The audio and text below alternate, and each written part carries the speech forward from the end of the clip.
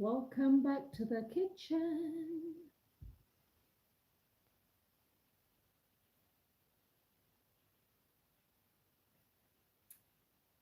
Hello. Hey, Kirsty. Hello there. Hello, Ace. Hello, Amanda. Hey, Dora. Welcome in, my friends. Hello, Mike. Welcome in, Mike. How are you over there? How is everyone? Are you well, Mike? How's your health doing? Is your health improving? Everyone's saying hello to everyone else, which is lovely to see. It is Saturday morning here in the high country of Victoria, Australia. Here in the homestead, we're having a indoor day. Jim! Hello, my friend. Welcome in.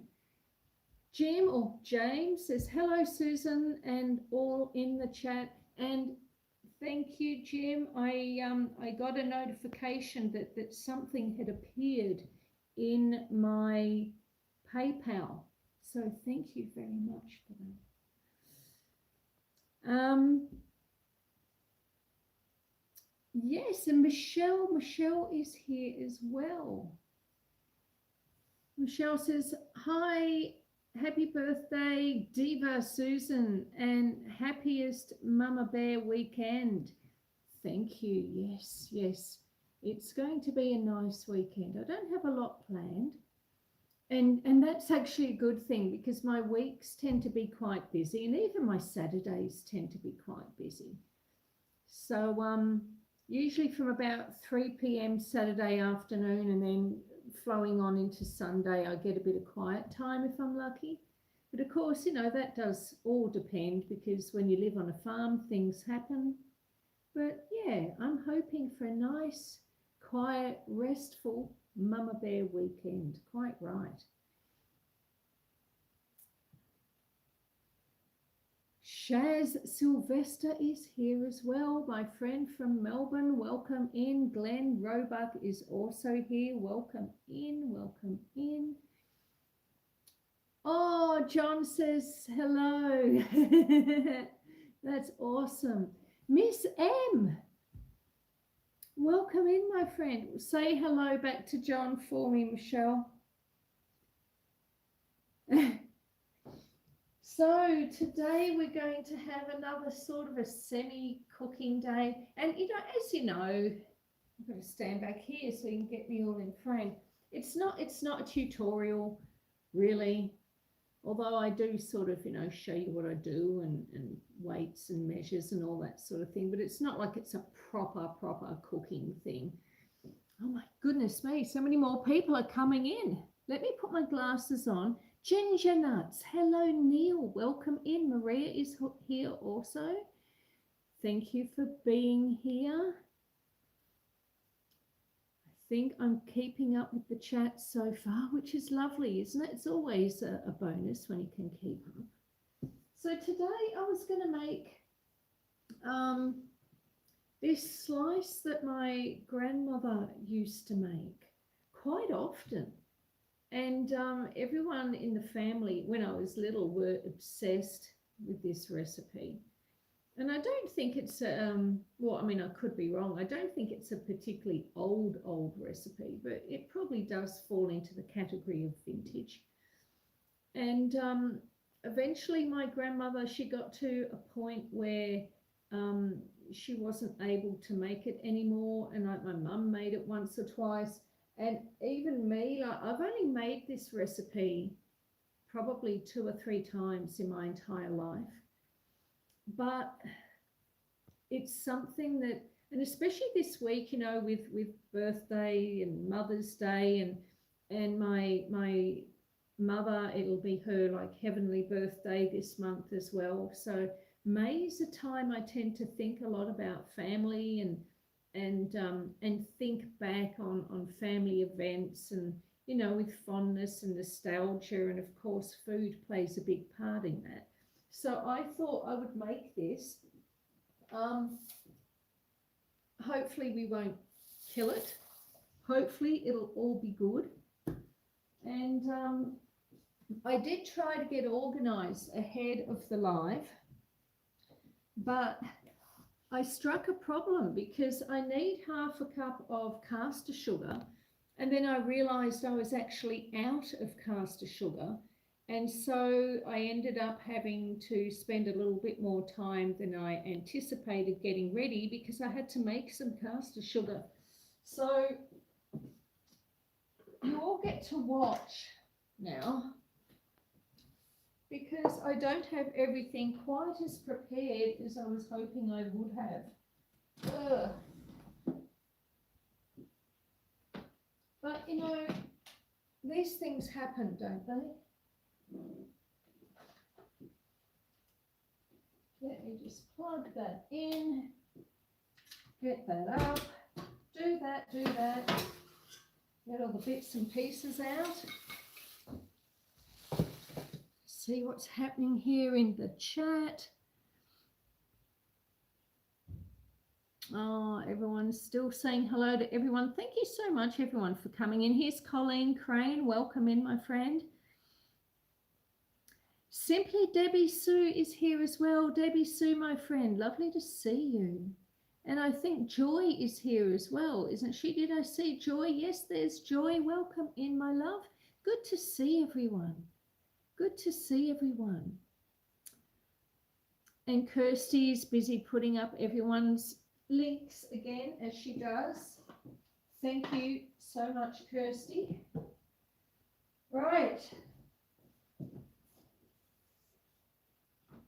Let us get on with this recipe. So it's a raspberry and coconut slice that we're making today. And so the first thing that I need to do is cream butter, sugar, and 1 egg. Okay, so we start with the butter.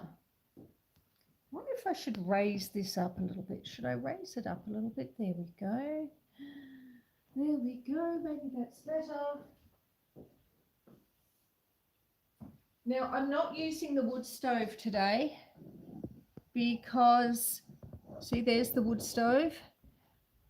It is on, but using the wood stove adds an extra element of complexity to your baking. And because this is a recipe that I don't make all that often, I wanted to be able to really concentrate on the baking part rather than the oven part. So today we're going to be using the electric stove, but I just thought, actually, it's probably a good time to mention this. You'll probably notice with the thumbnails for these Saturday lives that quite often I use the same thumbnail, which is a cup of coffee and some cakes. Now, what I'm going to start doing is on the Saturday live, so I'm actually going to be cooking either in or on the wood stove. I'll use the thumbnail that I used last week, which is a picture of the wood stove.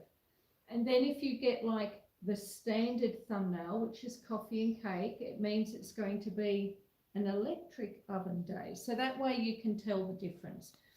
The reason I don't sort of change up my thumbnails too much on a Saturday is the whole point of a indoor live on a Saturday for me was to be able to sort of relax a bit. So I don't want to be sort of making thumbnails constantly for the Saturdays, even though I do it occasionally. But yeah, so if you see a wood stove thumbnail for the Saturdays, it means we're going to be utilizing the wood stove to cook stuff.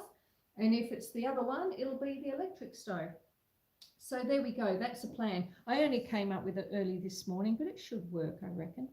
So let me see.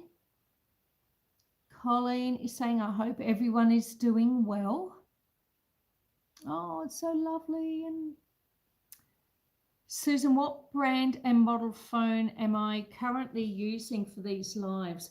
It is a Samsung. I've only ever used Samsung.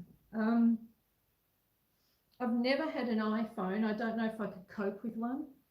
They sound complicated to me. But then I didn't grow up with phones, so to me all technology sounds complicated, but it's a Samsung Galaxy S9. So it's still a relatively old phone. No, I didn't get a brand spanking new one, but I do think the camera on it is quite good. Certainly it's good compared to the old one that I had. But when they discontinued, when the internet provider, is it the internet provider, discontinued servicing the older phones, like my old one prior to this was an S7. I think it was the Samsung Galaxy S7. And my daughter had the same one, so both our phones have been discontinued. So I bought two second-hand Samsung Galaxy S9s. So she's got one and I've got one. But yes, that's what I'm using. And at some point I'll get something a bit better, but I think it works okay, doesn't it? I hope, for the most part. But we need to get on with, I do have another one, the Great Indoors with, okay. All right, so coconut, raspberry and coconut slice is what we're making. Now, the extent of using the wood stove today is I have to cream the butter and the sugar and one egg until smooth. So because I'm slightly disorganized today, the butter's a bit firmer than it needed to be. So I popped it in this little dish and popped it on the wood stove just to sort of soften and melt somewhat. But I am using 90 grams, which is 3 ounces of butter. Now this recipe, I'll just turn you around again so we can see. This recipe I will put in the video description after the live has finished. So I guess the only thing we have to do now is make a start. So here we have 90 grams or 3 ounces of softened and partially melted butter, if I'm honest. So let's plop that in. Get that out of the way. And then we need to use half a cup of caster sugar. And of course, you know, I didn't have enough caster sugar, so I had to actually make some so I could do this. So let us get the sugar measured out.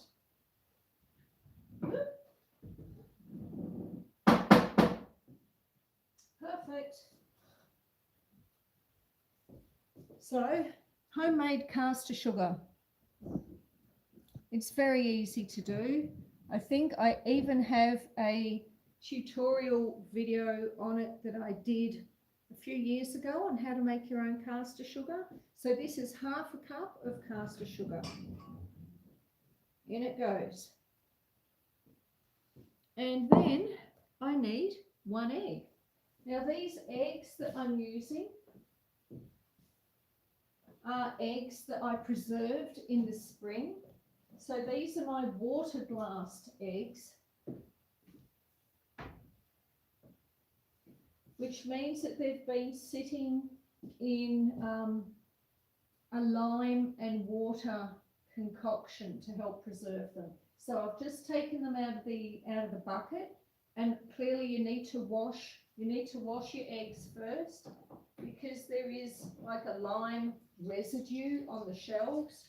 Now, if I was more organised, I would have had all this done already, but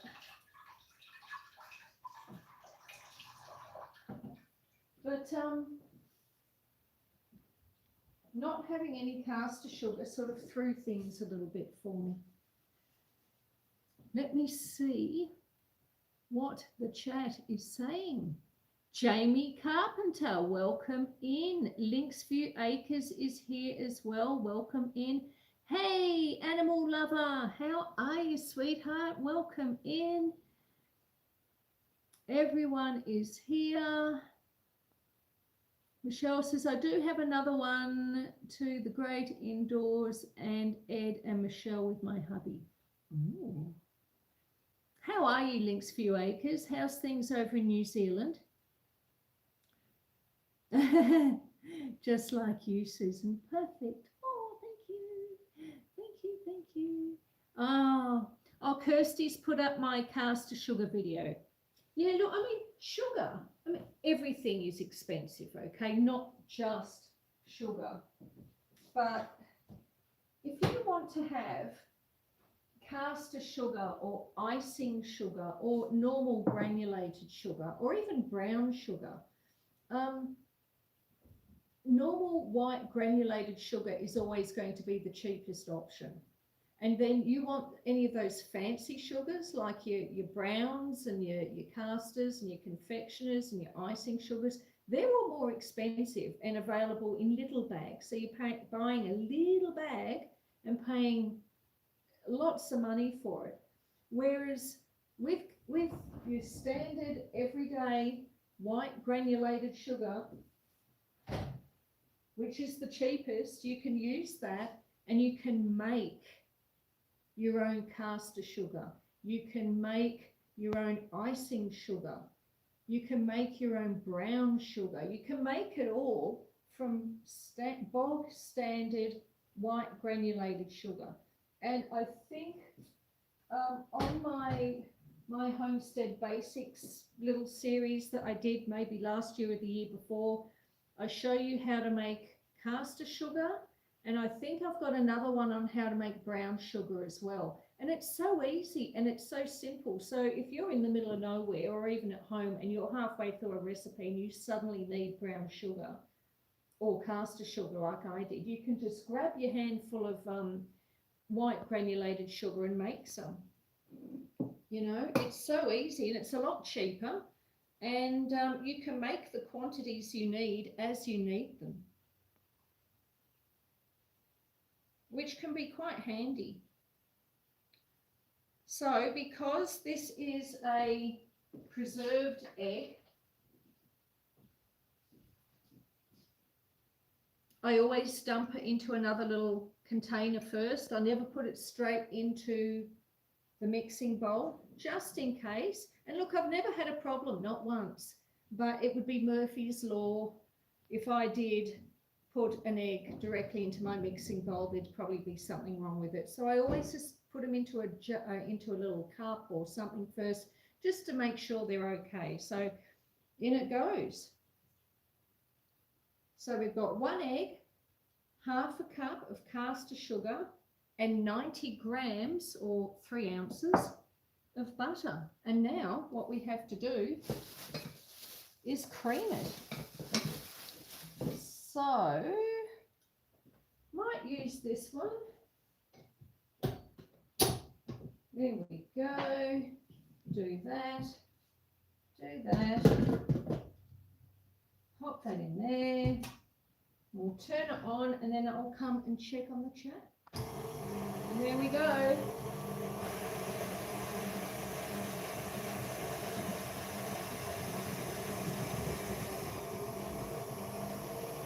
Let me see what everyone's up to. Oh, Jamie, thank you. Jamie says, don't forget to hit the like and subscribe, everyone. Well, thank you very much for everyone who has done that. Wow, I didn't know that, said Jamie. Yeah, look, I mean, it makes sense, doesn't it? When you think about it, I mean, especially if you're someone that bakes a lot, and even if you don't bake a lot, you know,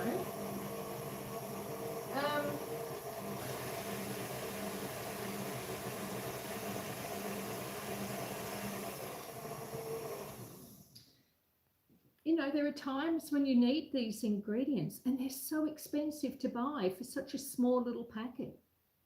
So why spend all that money?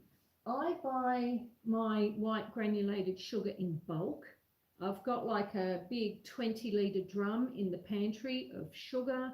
I've got another 20-litre drum of salt, of rice, of white bread flour, wholemeal bread flour. I buy everything in bulk.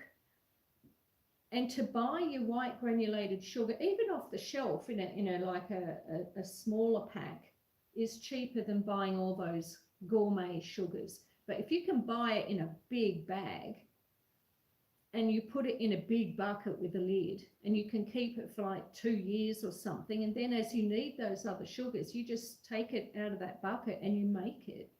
It's so much cheaper and it's so much handier, really, in the end. But then that's me. That's me. That's what I think. Explorer Dora says, like number 21. Ace says, like number 20. Thank you. And Dora is listening while she cleans the house. So I hope you're a little bit warmer today, Dora. Poor Dora was very cold yesterday. I know how she feels. Oh. Now I reckon some of this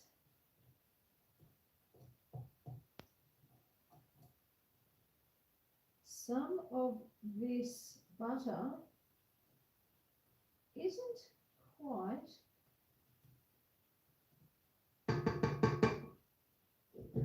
as cold as I wanted it to be. So I'm going to pop it over on the wood stove for just a moment.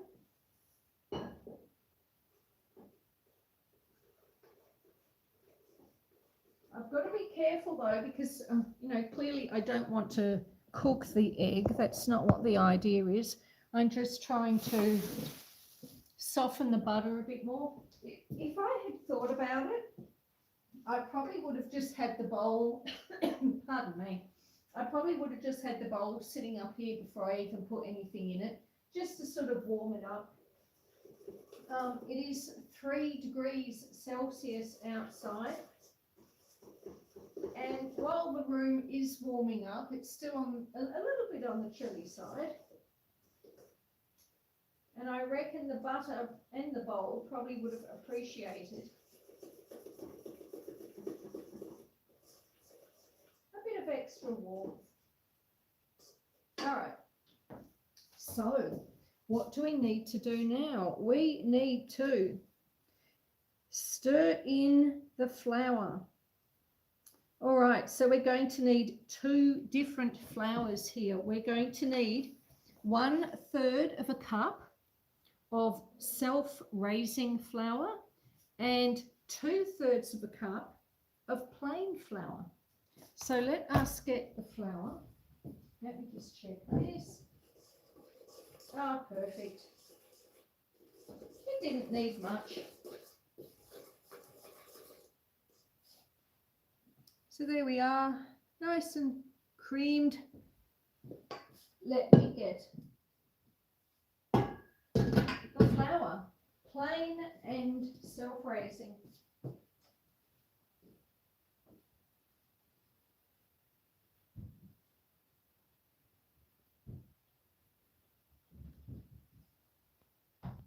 Okay.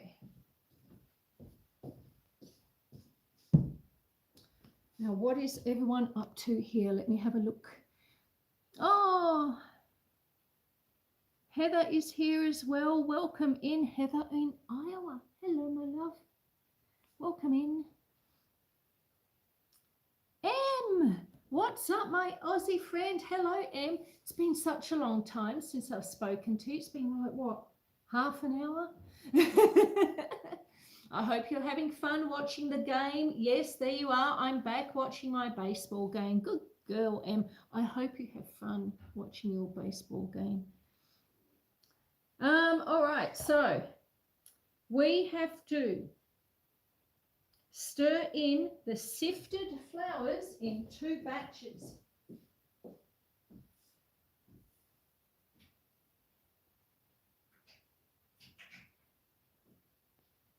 And I suppose at some point I probably need to actually turn the electric oven on too.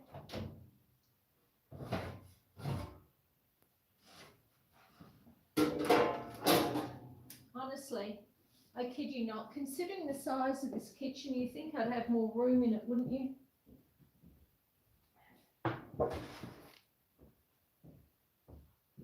All right.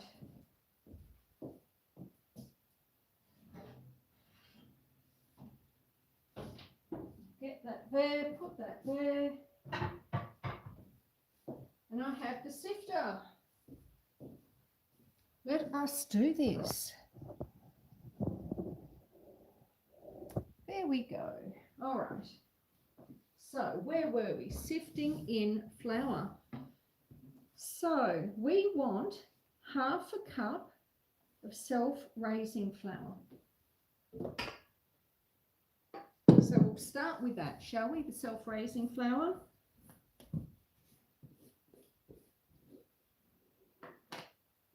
I might use a spoon to put it in.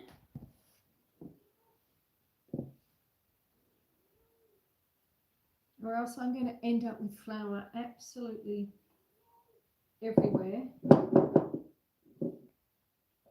little bit more. I do hope that this recipe tastes the way I remember it. I just remember everyone in the family were obsessed with this thing. So here we have it's meant to be 1/3. Yeah, I just got it up to a half and it's meant to be 1/3. Now I'll take some out.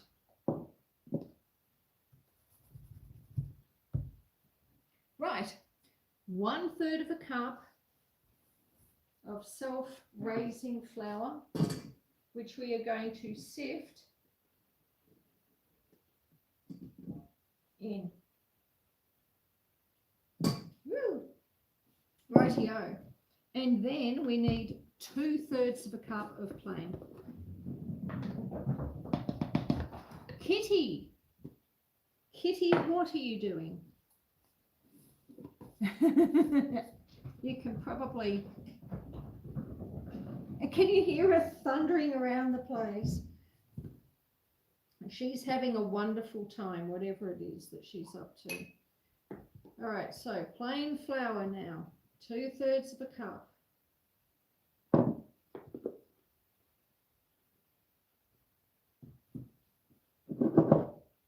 A little bit more. So we had a bit of snow on my birthday, which is good. Not a huge amount, but it was something. Just enough to make the ground look white. And we had little snow flurries all day on and off. So like it would snow for a little while and then it would melt, and then it would snow for a little while and then it would melt. But yeah, no, it was great. And it was snowing the next day as well. So it was nice because I really wanted a little bit of snow for my birthday. I just thought that would top it off beautifully, and it did. So yeah, it's fantastic. All righty. Now that is spread even. All right, so we sift it in, and then we have to spread the mixture evenly over the base of a well-greased Lamington tin. Right, so I better mix this all up first.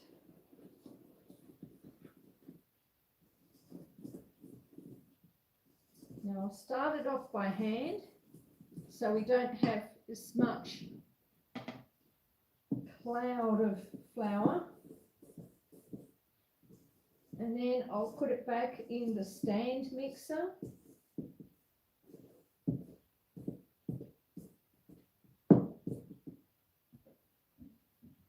And while it's doing that,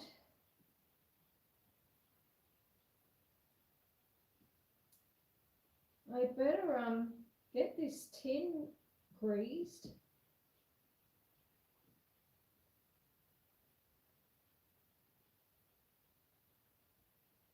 All right, we're almost there. Okay. Do that. Pop that there. Pop that there.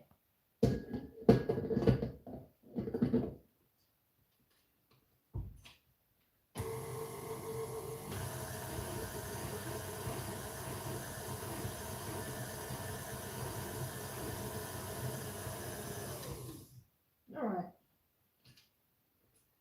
I reckon that's mixed. So, get that out of the way. Pop that there.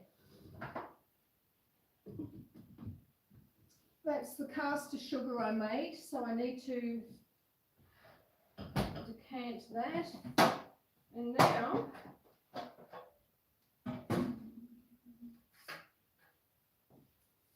now it is time.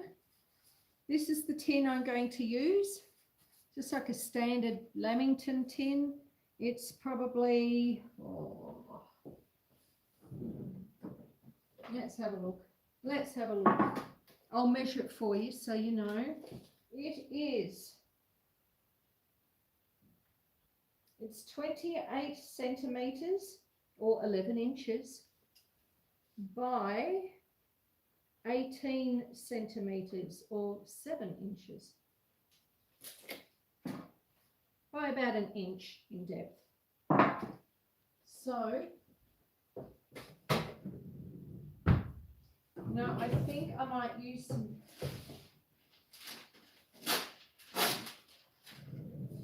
parchment paper in this also.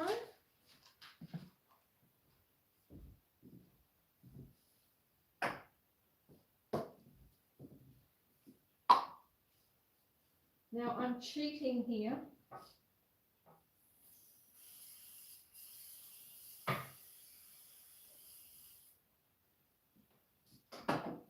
Because I just used an aerosol spray.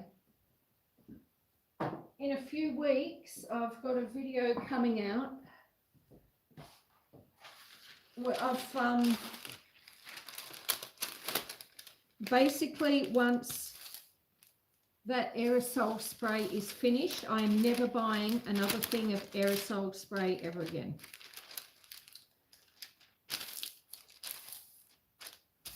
But I will have a spray bottle for my oil, my olive oils and things.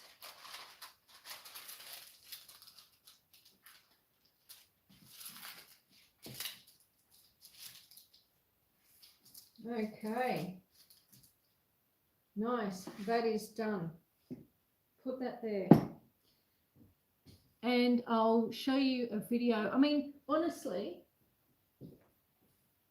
these aerosol sprays, it's 225 grams, and the amount of rubbish that's in them, and they're so expensive. I mean, why buy it when you can just spray with your own olive oil or vegetable oil or whatever oil you want to use? So I'm going to be doing a video on that in a few weeks. But anyway, that's another story for another time. Amanda's here. Amanda says, I'm not very tech savvy. I know, I'm hearing you. I'm hearing you, Amanda. Susan, all that counter space and the big windows. What a great kitchen. Thank you, Joy. Thank you so much. And it's funny, you know, I still run out of room. I still run out of room. Wainscoting is one of my faves too. Yes, yes, I love the wainscoting.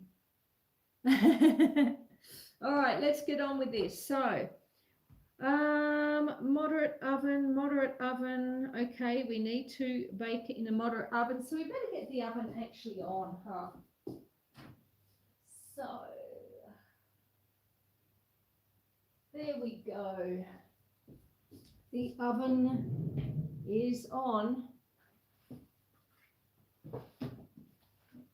That just reminds me, oops, I am dropping stuff all over the place now.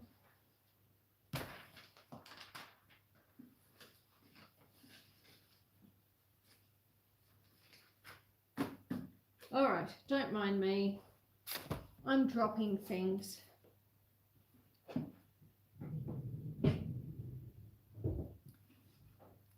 So if I just go here for a moment, I just want to double check.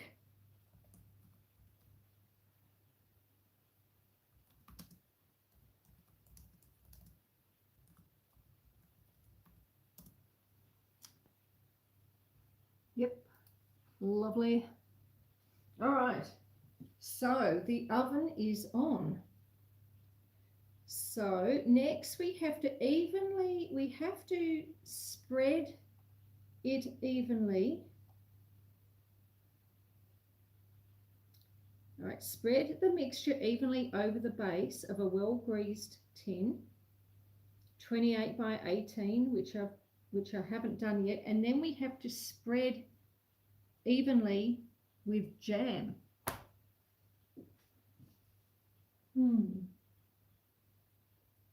All right. So I suppose we've got to get this out of here and into there. Wow, this is going to be fun.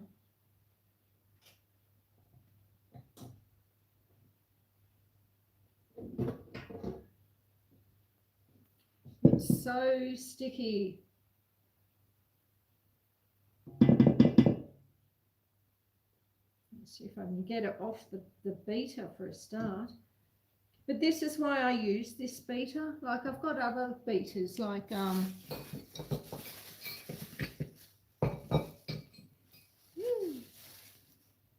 that one. I mean, imagine trying to get this off that. Not fun at all. But yes, it is incredibly sticky. Kitty, I can hear you in the pantry. What are you doing? Oh, she's up to something. Kitty.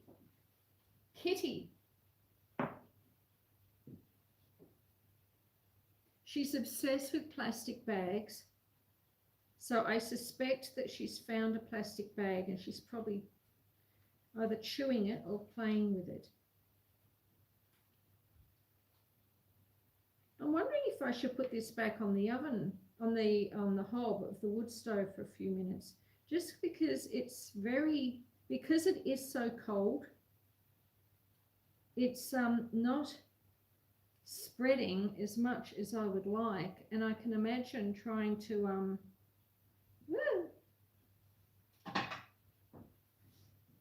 it's a very stiff mixture, and I think it needs to be softer. So I am going to turn us around there for a minute.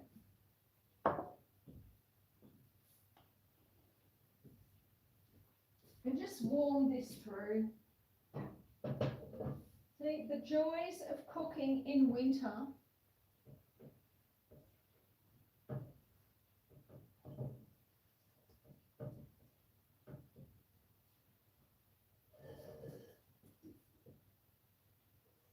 We'll bring it over to the hotter side of the oven to do it a bit quicker. But once it's softened, we'll pop it into the tin, and then we're going to make the topping. And the first thing we need to do is spread this with jam.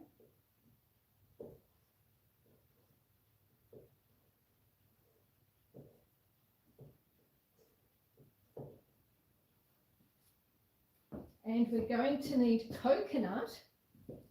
So I'll put away the flowers. Actually, I'll probably put those there, couldn't I? No.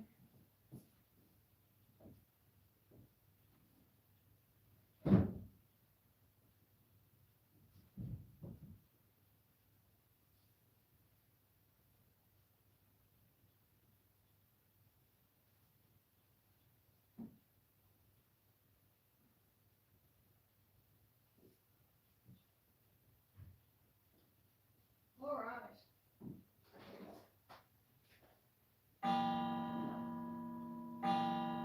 All right. We have coconut, we have jam.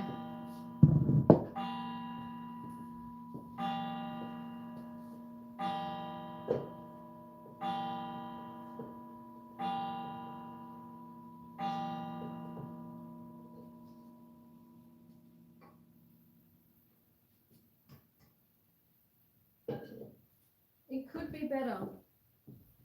All right, so while that is happening, let me catch up. What is a slice, Susan? Ah, okay. So, look, it's still technically a cake, I suppose, but you do it in like a really shallow tin, and then you cut it into squares.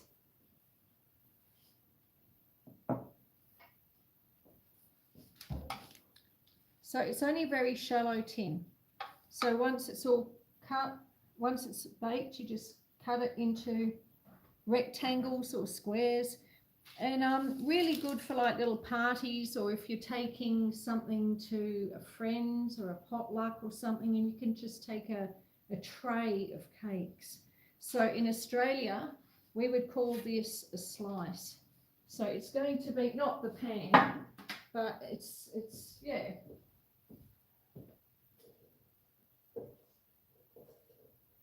All right, so this is starting to soften up a little bit.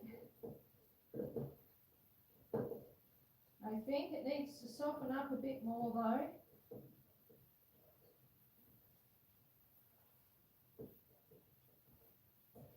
And of course in Australia, the slice, which I suppose if you could call it that, lamingtons are very popular over here.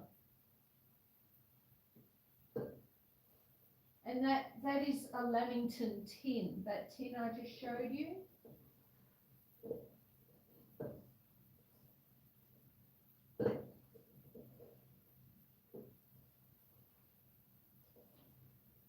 Oh, it's getting better now. I just need to know that I can actually spread it out on the tin and get it to the corners, which is basically what we're trying to do at the moment. And then once we get it in the tin, we have to spread it with jam.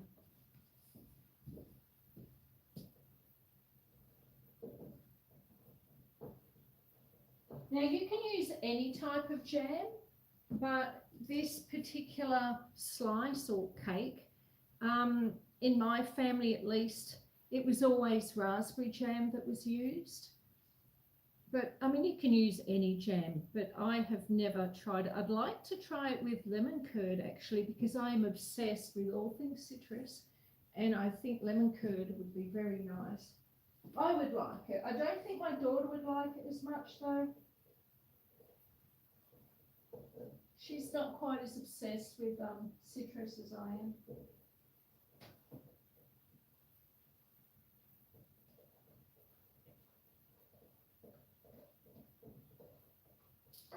All right, let that sit. Now, we are going to need jam. We are going to need half a cup of raspberry jam. Now, I didn't have any raspberry jam. So when Kevin came up last week, I got him to bring me a jar. So we're going to get half a cup of raspberry jam.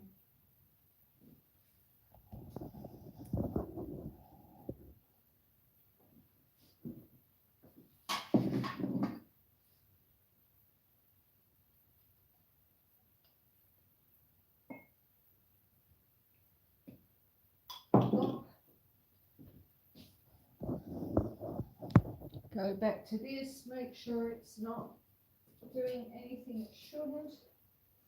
Oh, I think that's nice now.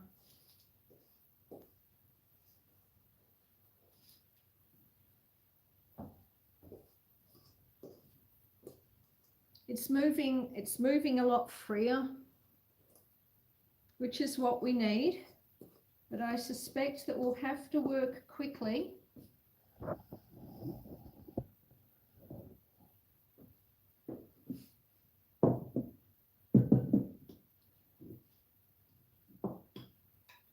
Or else.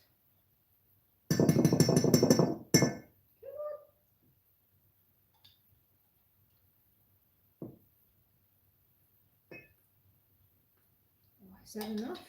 It's probably the whole jar, really. All right. So let me endeavour to spread this into the tin. Go plop.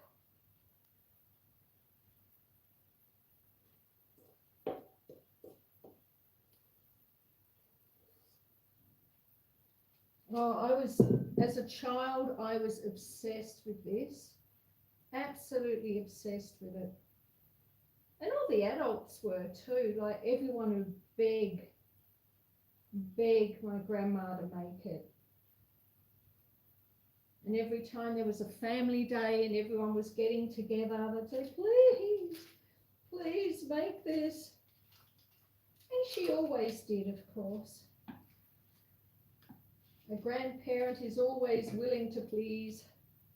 Well, mine was at least, which is good.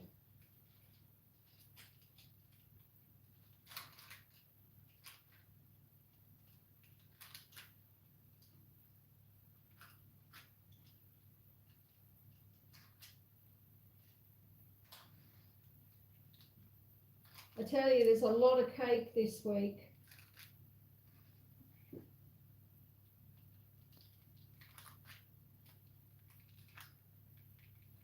The day before my birthday, Kevin, who comes up here on a Friday to help out, he came up and he brought up a chocolate cake for my birthday. And then, of course, on my birthday, I had to make, well, I didn't have to make, but it's my tradition. Like my daughter and I, we always make that bundt cake, that vanilla bundt cake.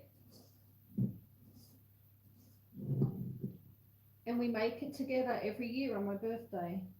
So we did that. So it's more cake. And now, of course, I'm making this one. And I suppose this is sort of for Mother's Day, in honour of Mother's Day as well, and mothers everywhere. Mothers and grandmothers, and in honour of nostalgia and family. All right.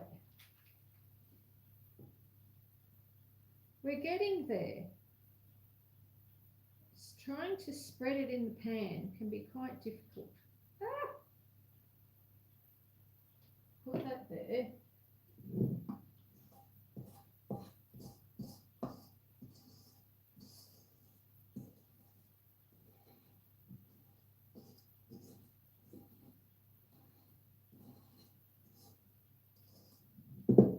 I'm sorry if I'm ignoring you all a little bit. I will get back to the chat, I promise. Is it because it is quite chilly here, and you know, all the cake mixes and things aren't quite working the way they would if it was warmer.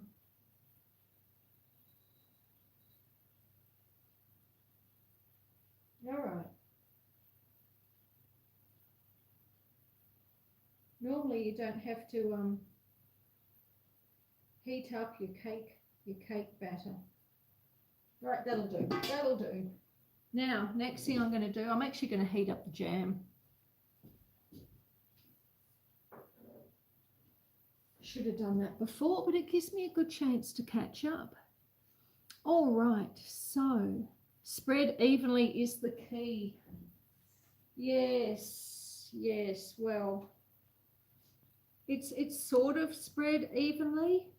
I know it doesn't probably look it, but it's sort of spread evenly. But as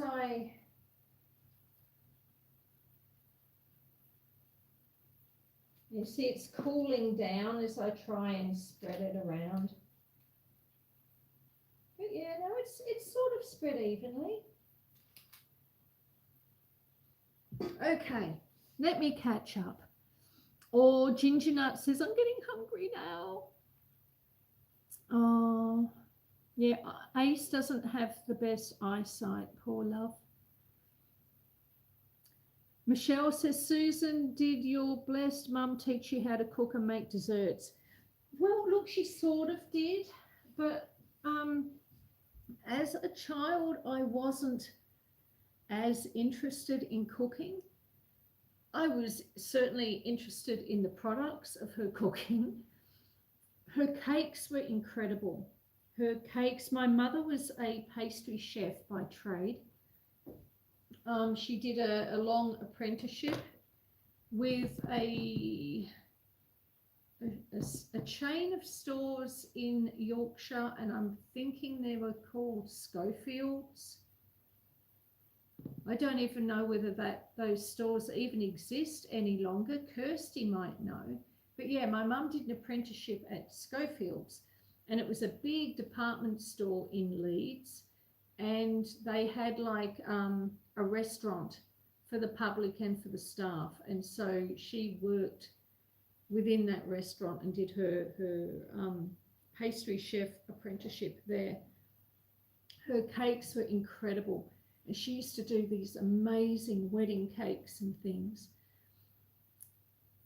Her other cooking, I mean, she was just sort of, I guess she grew up in that era where she put peas and beans and carrots in a pot of boiling water all together and just boiled it till there was no colour, no flavour. That's my memory of it. So I think I preferred her desserts to her savouries. Sorry, Mum. Sorry. But I love you. But yeah, no, she did try to teach me, but I suppose the age I wasn't quite as into it then. But I've still got all her cookbooks, and you know, occasionally she'd take a photo of something that she'd made, and so I've still got those memories there, which is good. And I think in later years, you know, I go through her cookbooks and things, and try and make some of the recipes that she used to make. And yeah, and this was one of them as well. She used to make this one, and the other one my mum used to make all the time, which I may make because it's her birthday in a few weeks. She used to do a Bakewell tart, and so I may or may not do a Bakewell tart. All right, so we're going to plop the jam. We've plopped the jam onto the cake batter, and we are going to endeavour to spread it evenly. Again, it's it probably could have done with warming up a little bit more. Gosh, I hope this works. It smells lovely.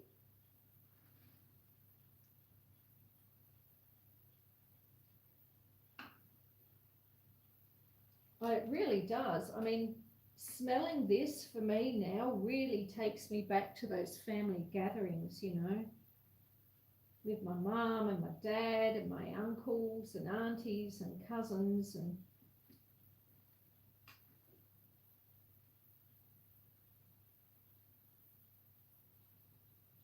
you know, I think I'm going to need more jam. I did wonder when it said half a cup.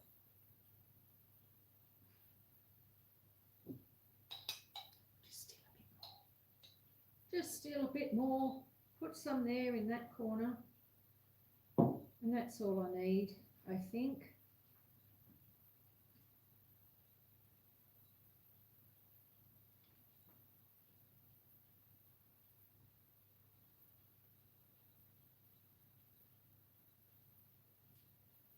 And I'm sure all of you too, you probably have like,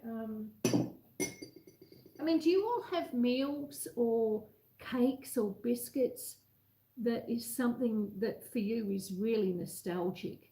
You know, so everyone put in the chat, because I'm intrigued, what is your nostalgia go-to? If you want to have a touch of nostalgia and to sort of revisit a recipe from maybe when you were little, what would you make? What would it be?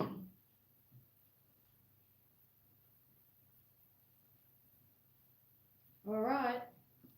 So the jam is now spread somewhat evenly. And now we get to make the topping. So yeah, my mum tried to teach me how to cook, but I guess I just sort of, I didn't necessarily learn how to cook from her, but it gave me the building blocks, and it made me interested in wanting to know more as I got older and became an adult.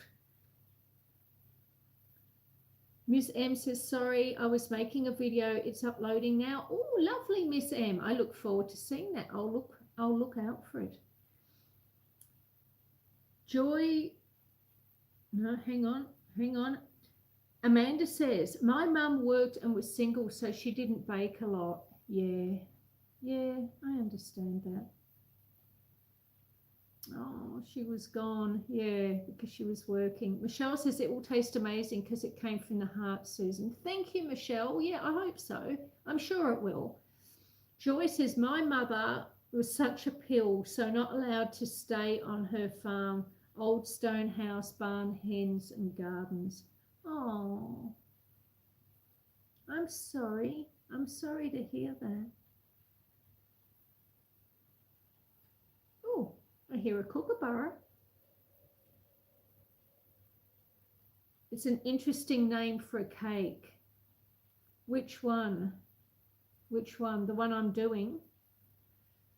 Oh, the Bakewell tart. Yeah, awesome cake. I'm going to make that. I'll have to do it now because I've said it, and now I've said it, I'm going to want to eat it. Miss M is making an iced oatmeal cookies. Oh no, hang on, she's not making it. That's her recipe that she would like to have. Explorer Dora says, I have family coming in half an hour for Mother's Day lunch. Oh, you do too? I forgot about that. I hope you have a lovely Mother's Day lunch, Dora. So yes, Miss M says that the recipe that her great-grandmother used to make for her, which is nostalgic, is iced oatmeal cookies. She would always have iced oatmeal cookies. She passed away, so when I make them, I think of her. Yeah, that's nice. That's nice. It's not nice that she passed away, clearly, but it's nice that you've got that memory, and it's nice that you can still make them and make them in her honor and remember her. Kirsty says, a simple syrup sponge and custard. Yes, indeed. Michelle says, love making different pasta dinners and cheesecakes for dessert. Oh, I'm right there with you, girl. Pastas and cheesecakes. Yummy, yummy, yummy. Oh, Clayton is here, local reviewer. Welcome in, my friend. No, that's true. People don't always see eye to eye with their families, which is sad, really, Amanda. It's such a shame when that happens, but I guess that's why they say, you can't choose your family. But also, there is another saying that says, I'm just about to say it and then I instantly forget it, that, family are the people that you surround yourself and who love you and you love them. And they're not always people that are your family by blood, I consider a lot of you my family because you're always here with me, All my relatives are in England. So it's nice to have people here in the kitchen, in my home, baking and keeping me company. And I think that's fantastic. But we have to do this. What do we have to do? We've got to do the topping. Beat eggs lightly with a fork and then beat in sugar. Right, beat eggs with a fork. Again, they're the preserved eggs that I put away in the spring, so I'm going to wash them because they will have a lime mixture, a lime coating on the shell. And quite clearly you don't want to get that into your food. Okay, so we have a problem with this egg. Let me show you.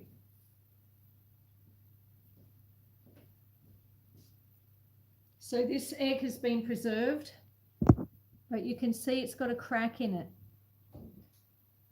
I'm not going to use that egg. I'm going to toss it. that does mean that I need to go into the laundry and grab another egg out. So I will be back in just a moment.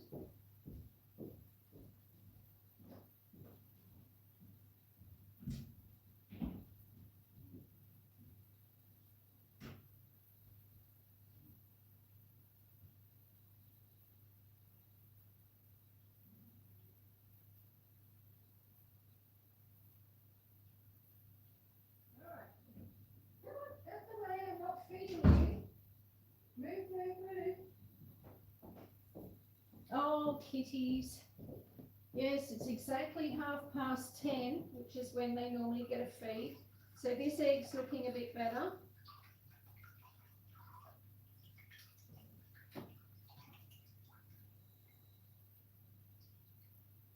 So, 2 preserved washed eggs.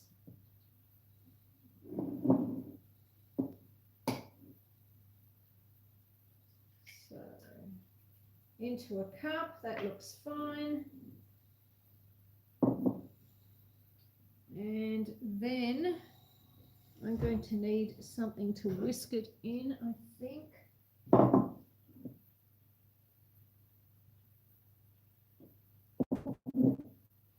And then we do the next preserved egg. That is also fine, which is good. Plop that in there. Gee, I'm making such a mess with this one. Let me catch up. We've got 27 likes. Thank you everyone for the 27 likes. Oh, you're so welcome, Em. You're so welcome. I was so thrilled to actually see you because I don't see you too often on a live. And it's not because you don't have them, of course. It's because, you know, as you say, with time differences and things, it's just sometimes it can be hard to catch people. Many of you people in the Northern Hemisphere, you're having your lives in the middle of the day, which is when I would normally be outside, you know, getting farm things done. So what else do we need to do? 2 eggs, 1/3 of a cup of caster sugar. Oh yeah, look, we can do that. We can do that. Now, because I had to make caster sugar, my caster sugar is in the blender. So 1/3 of a cup of caster sugar.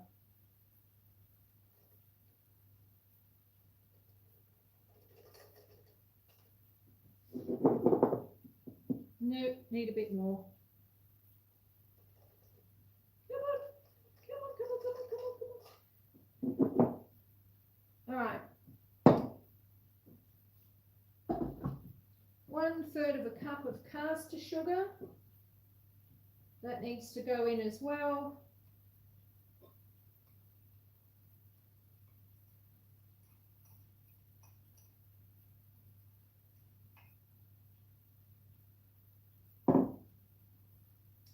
And then, oh, well, I didn't think that through, did I? 2 cups of coconut.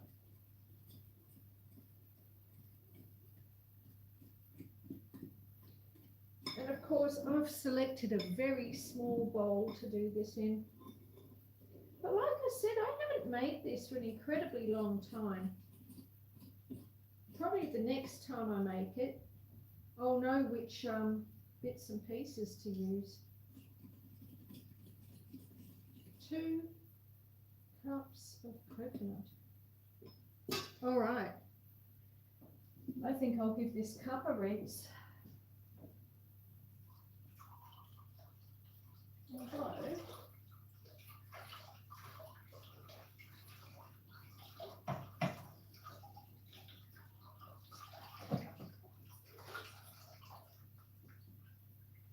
see, this is what's fun about cooking. And this is why I don't really do good proper tutorials, because I'm just sort of winging it half the time, which is what good old-fashioned home cooking is about too. Michelle says, I forgot love in my comment. Oh, my hubby is lasagna. I love lasagna. I love lasagna. I do make it from time to time. And cannelloni. I love doing cannelloni, but quite often I'll do cannelloni, I'll do a vegetarian one, and I might do like ricotta and spinach cannelloni, and then I'll make like a tomato and mushroom sauce to go over the top, and lashings of cheese and good things. Alrighty. But I haven't made that cannelloni for a fair while, actually.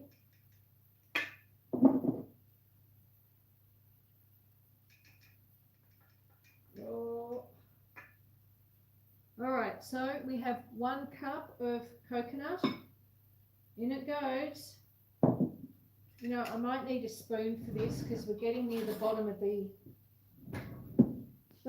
the jar, and I have visions of the whole lot tipping out, and I don't want the whole lot to tip out.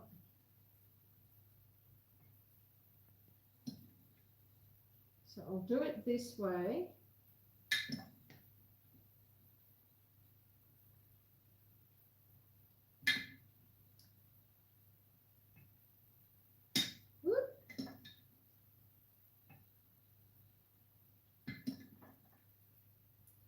We're getting there.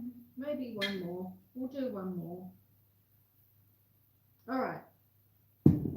Let's see, we're not in a rush, are we? Ooh, okay. So, all right, Em had to go. Thank you for being here, Em. I hope you have a lovely day at work. Aries World is here. Hey, Aries World, welcome in. More cheese, says Amanda. You can never have too much cheese, Amanda. Never, never.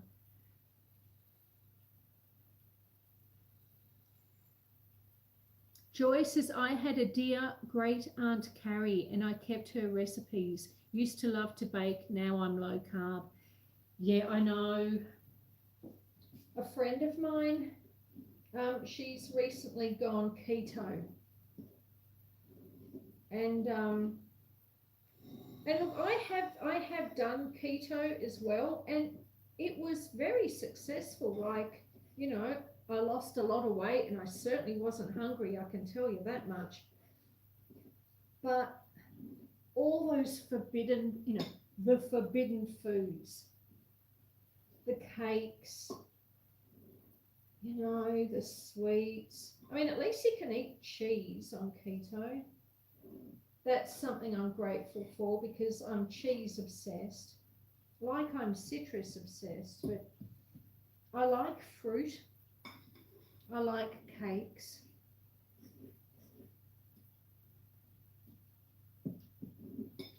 All right, so I have mixed in.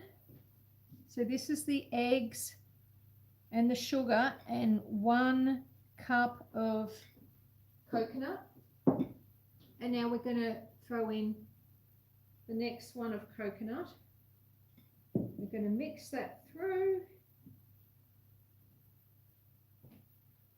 Being very careful because I probably really should have got a bigger bowl for this.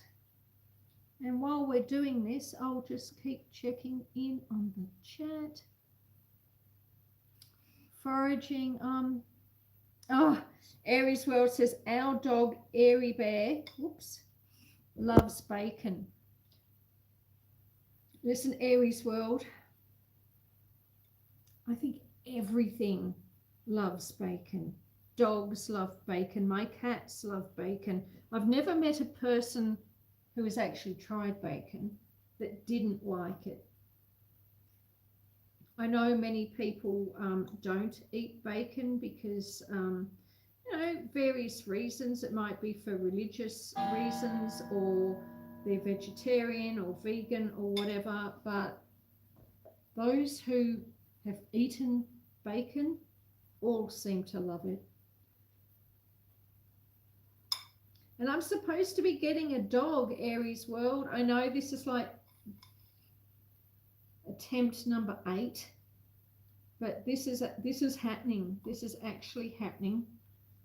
We've given up trying to get a rescue dog, because every time we try to get a rescue dog, I wanted to get a rescue, but you know, you think you found the right dog and it's not compatible with cats, and then you think you found the right dog and it chases livestock, and then you think you found the right dog that likes cats and likes livestock and likes farms, but then the owners want to keep them in the end, which is great. You know, that's good.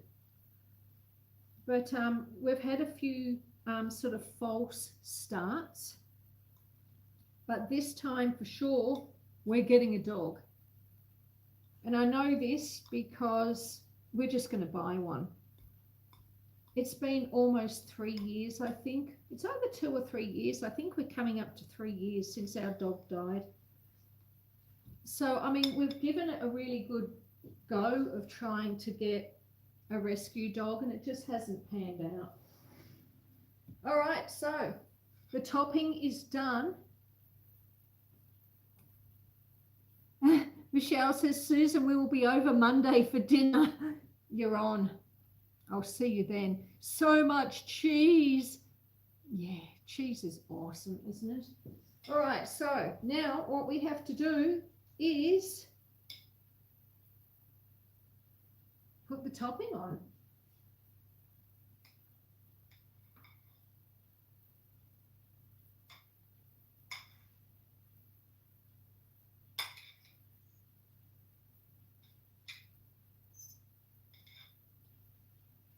And then once the topping's on, we'll just spread it out and it goes into the oven. Oh, yummy. It smells so good. It's not even cooking yet. But you can smell, the smells are so familiar. All right, so we'll spread it, get into the corners. I'll show you once it's all done.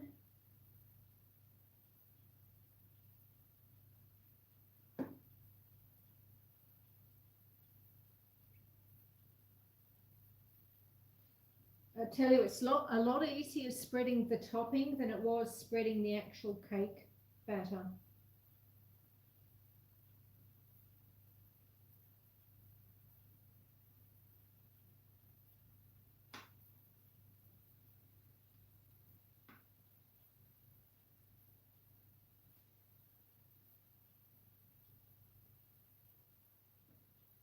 Alrighty.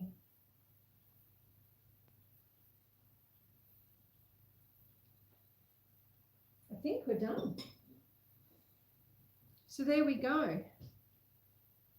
Already, all we have to do now is put it in, and because we're having a cheat day, we're putting it in the electric oven.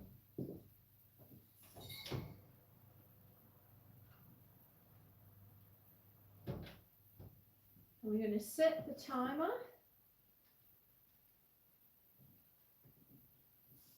And once that's done, I can do a bit of a tidy up and actually catch up with you all. Right, timer is set. Oh, how exciting is this? Okay, let me see.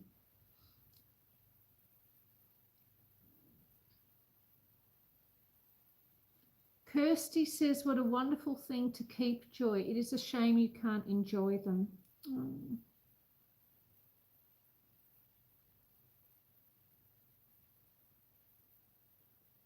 Yeah, low carb diets make things hard. Everyone's talking about the joys of bacon. Oh, Louie's here. Hello, Louie. I'm so sorry. It's just I've been a little bit busy here, so I'm just catching up with some of the chat now. But hello, my dear. Dora says I've come back in at bacon. You certainly have. Bacon's awesome stuff. Em says, it just occurred to me I can run you on my iPad. Thank you, Em. Michelle says, our black labs, Rocky and Riley Blue, love my 3 cats. Yeah, that's nice. And you see, that's what I want for our dogs and cats. I want them all to sort of get along. I think it's important that they get along. Oh, thank you very much, Em, for running me on the iPad.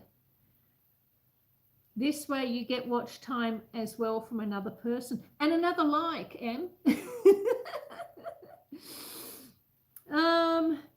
Em says it looks very good. I know, let's hope so. I'm very excited to see how it turns out.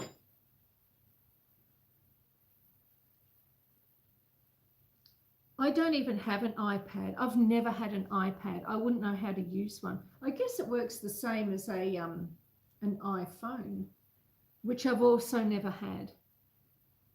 But that's okay. There you have it, Susan, on my iPad. Thank you. 29 likes. That's awesome. Oh, well, thank you. Thank you.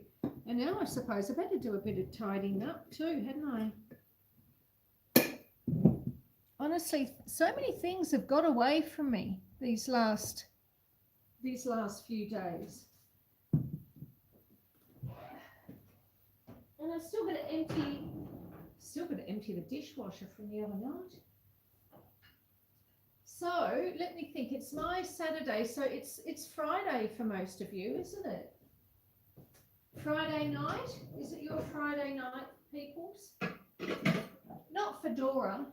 I know it's not Friday night for Dora, but I suppose most of you are having a Friday evening now, and you've all finished your working week, apart from poor Emily Bug, who needs to go to work.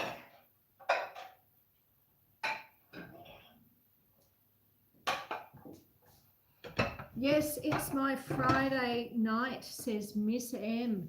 So we've got 2 M's here.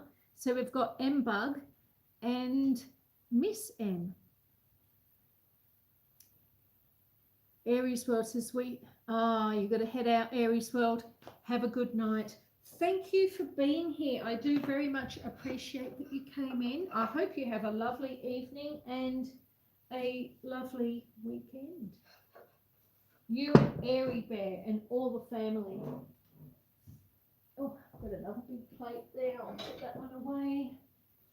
I'm just putting away some dishes while we chat and while we wait for this slice to bake. Oh, pop that in there. Let me see. Michelle says Friday night, 9 p.m. My hubby, Big Ed, works 7 a.m. till whenever he gets done, which is like 9 p.m. That is a long day. Michelle, what does he do? That is a long shift. Aries World says, I'm the same, Ace. Amanda says, eating a pork chop and listening. Yes, I see the ear. You're listening. Thank you, Amanda. Michelle says 7 days a week. Oh, my God, Michelle. What does he do? I mean, everyone needs to have some rest. If you're working such long shifts and you're doing it every single day, I mean, I know bills are a thing and we all need the money, but, you know, health is so important. And once you lose your health, it's very hard to sort of get it back sometimes.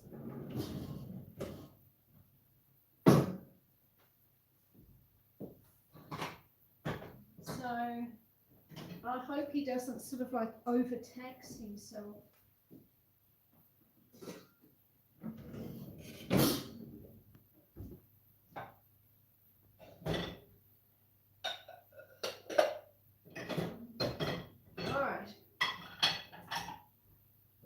Almost done, because you know I have cats. And if we go outside and have a look at things, the cats are going to be all into everything in the kitchen. Oh, pork chops. See, now you've got me thinking about pork chops, Amanda. Oh, utility worker at Longhorn. Okay. Ace says Aries, born in Iowa. Davenport, Iowa. Good morning, Nicholas Grollo. Welcome in. Geez, it's cold outside in Melbourne. Yeah, it was 3 degrees here, Nicholas, when I got up this morning. And we've been making, it's in the oven now, but we've been making this raspberry coconut slice. And I've had a few troubles with it, only because even though the stove's on, and it's sort of warm in here, but everything was just so cold. Like the butter was so cold. And I had to warm the butter up. And then I made the cake batter. And then the cake batter didn't want to spread in the tin because it was cold. So I ended up having to warm the cake batter up on the wood stove to try and make it spread in the tin properly. And even then, I don't think it really spread as well as I think it should have done. So yes, it is cold, and I'm hoping that it turns out okay. It looks okay in the oven, and it smells beautiful. So I'm really looking forward to that. Look at my mugs, aren't they beautiful too? These are our Christmas mugs and our hot chocolate mugs. We use them for hot chocolate. And of course, it is the season here for hot chocolate because we're coming into winter. It's not winter quite yet. We've got another 3 weeks of autumn, and then winter begins.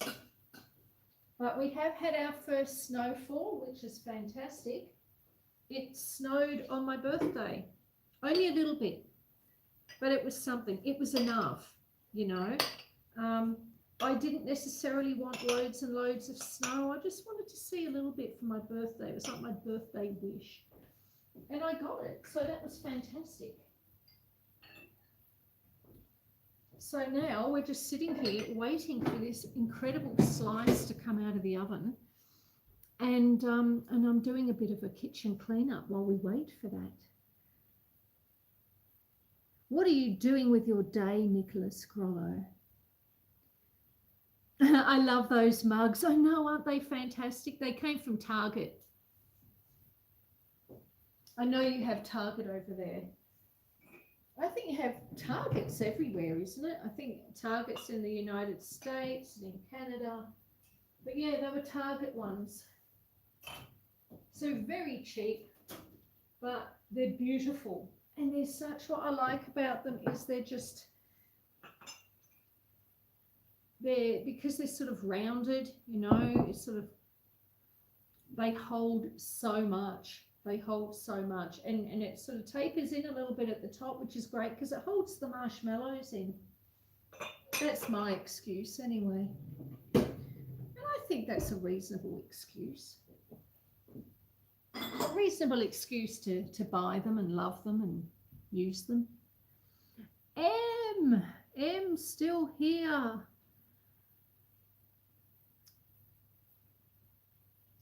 Grew up there, Aries, says Ace. Dora is saying hello to Nicholas. M says, I have now left my room. I still have Susan running on my iPad. TTYL. TTYL.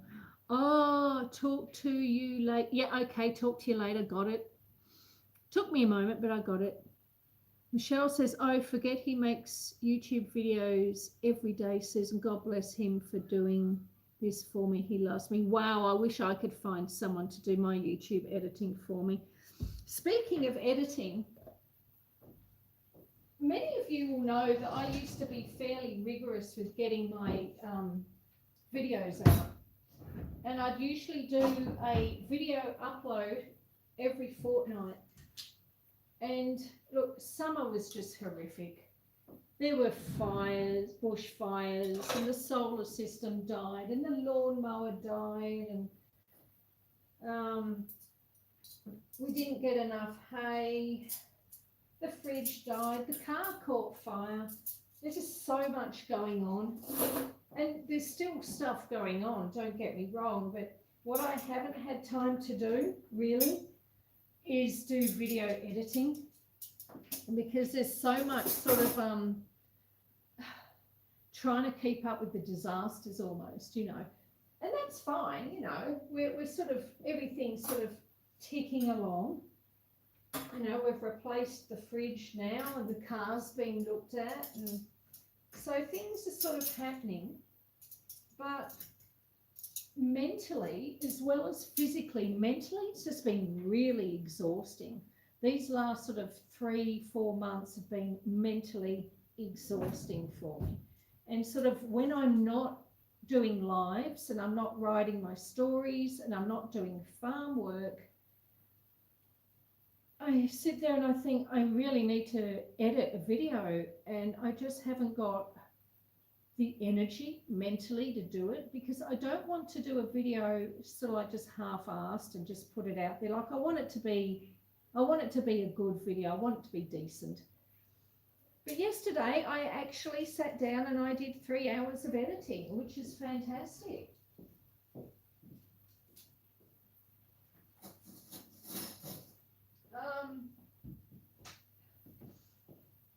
And some of you may know that last year I did like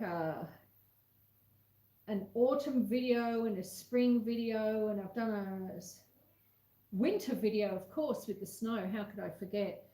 And I was working on a summer video, but that was when everything started going wrong, I suppose.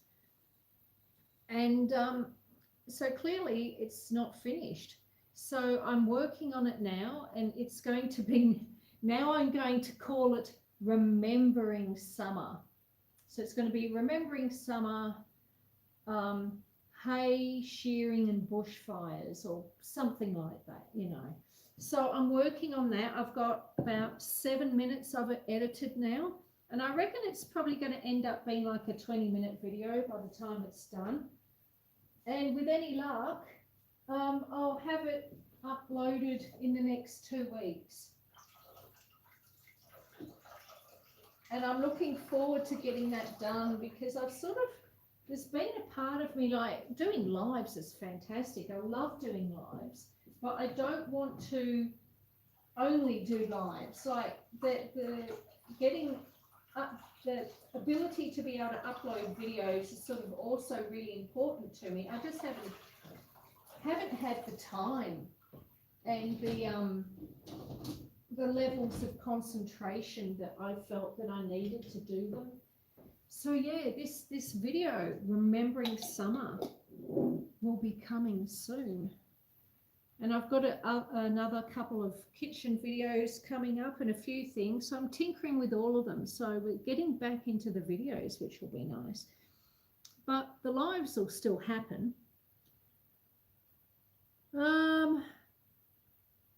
Sounds colder up here, says Nicholas. Yeah, I don't know what it is outside now. It's actually got to 8 degrees outside. So it was 3 degrees Celsius when I got up this morning, Nicholas, and now it's 8 outside. Inside, it is 17.8 Celsius. Michelle says, Aries, we hopefully in November are going to Connecticut and Rhode Island to see Jeff and Calvin again. Ooh. Nicholas says it was 6 this morning. Kirsty says, that's great, Susan. Michelle says, yes, he does that. Go indoors with Ed. And Michelle, thank you very much, heart. When do you sleep, Susan? Quite often I'll sleep in the evening in front of the television when I'm trying to watch people's videos. But I try to turn off, like by 6 p.m, I will turn off my laptop and I switch my telephones off. So all the phones and the laptop all get switched off at 6 p.m. as a rule. Occasionally it doesn't happen.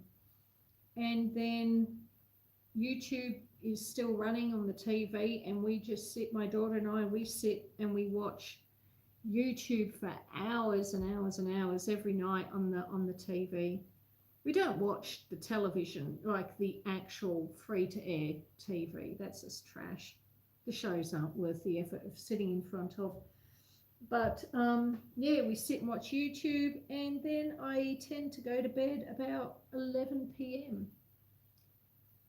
Occasionally I'll stay up later, but that's usually if I'm trying to get a video editing deadline.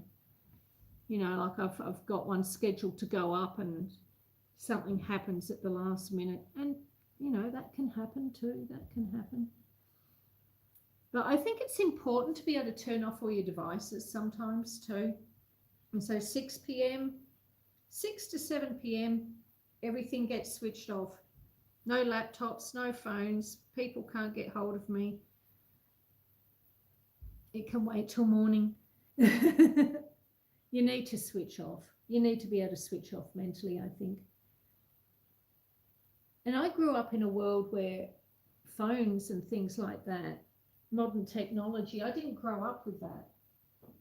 So, oops. So I don't miss it when I don't have it either.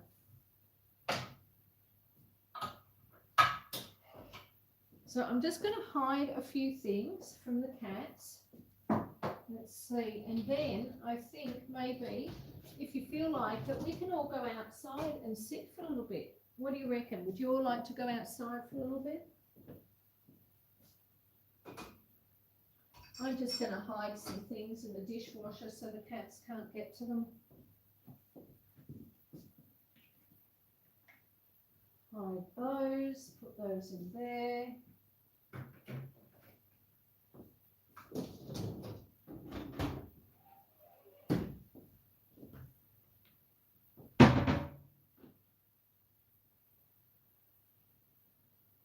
Five years ago. What happened 5 years ago? Ah, okay. All righty. Amanda says, Susan, my grandma loved to watch Man from Snowy River. Have you ever seen that movie? Yes, it was filmed around here, Amanda. And a lot of the extras in the film are people that I know. And recently, because I think there must be like a Man from Snowy River TV series, but only in the summer, like a few months ago, they were filming Man from Snowy River again up there. And they did some more Man from Snowy River stuff 5 or 6 years ago, I'm going to say.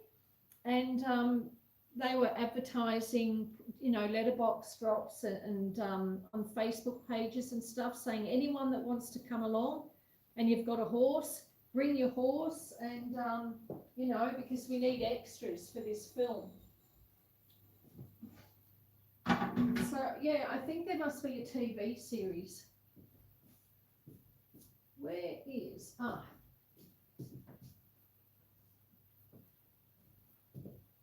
And I don't know whether the TV series is even aired in Australia.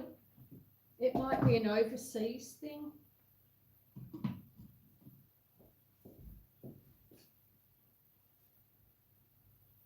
Well, it looks okay. It certainly smells okay. So we have 20 minutes.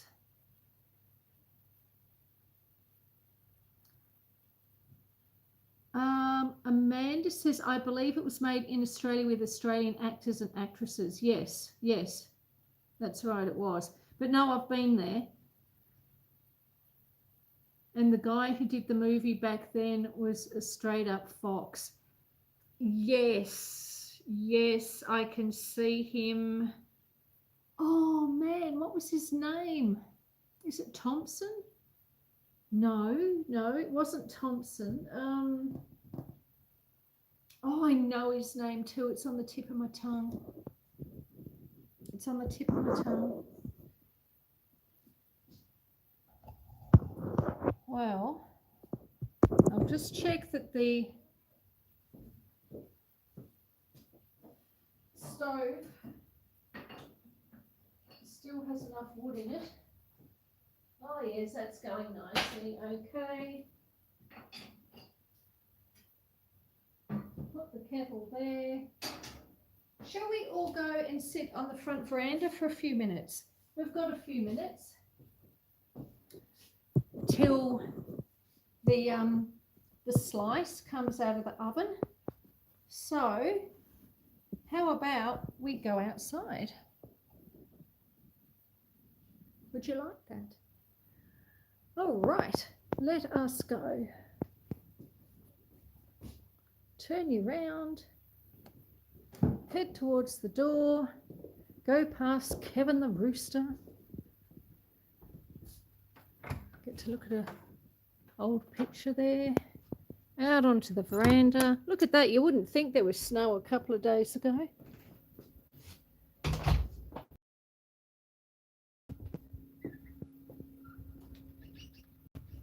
Look at that. Not too many leaves left on that grapevine now. And there's our view. Don't know where all the sheep are. They've probably found some nice spot. Oh, there they are. The sheep are just lying down there in the shade. I thought they'd be enjoying some sunshine, but they want shade. It's probably getting a bit warm. And actually, it is very warm. Tom Burlinson, that's right. I had the Tom bit right, but I was thinking Thompson or Thomas or...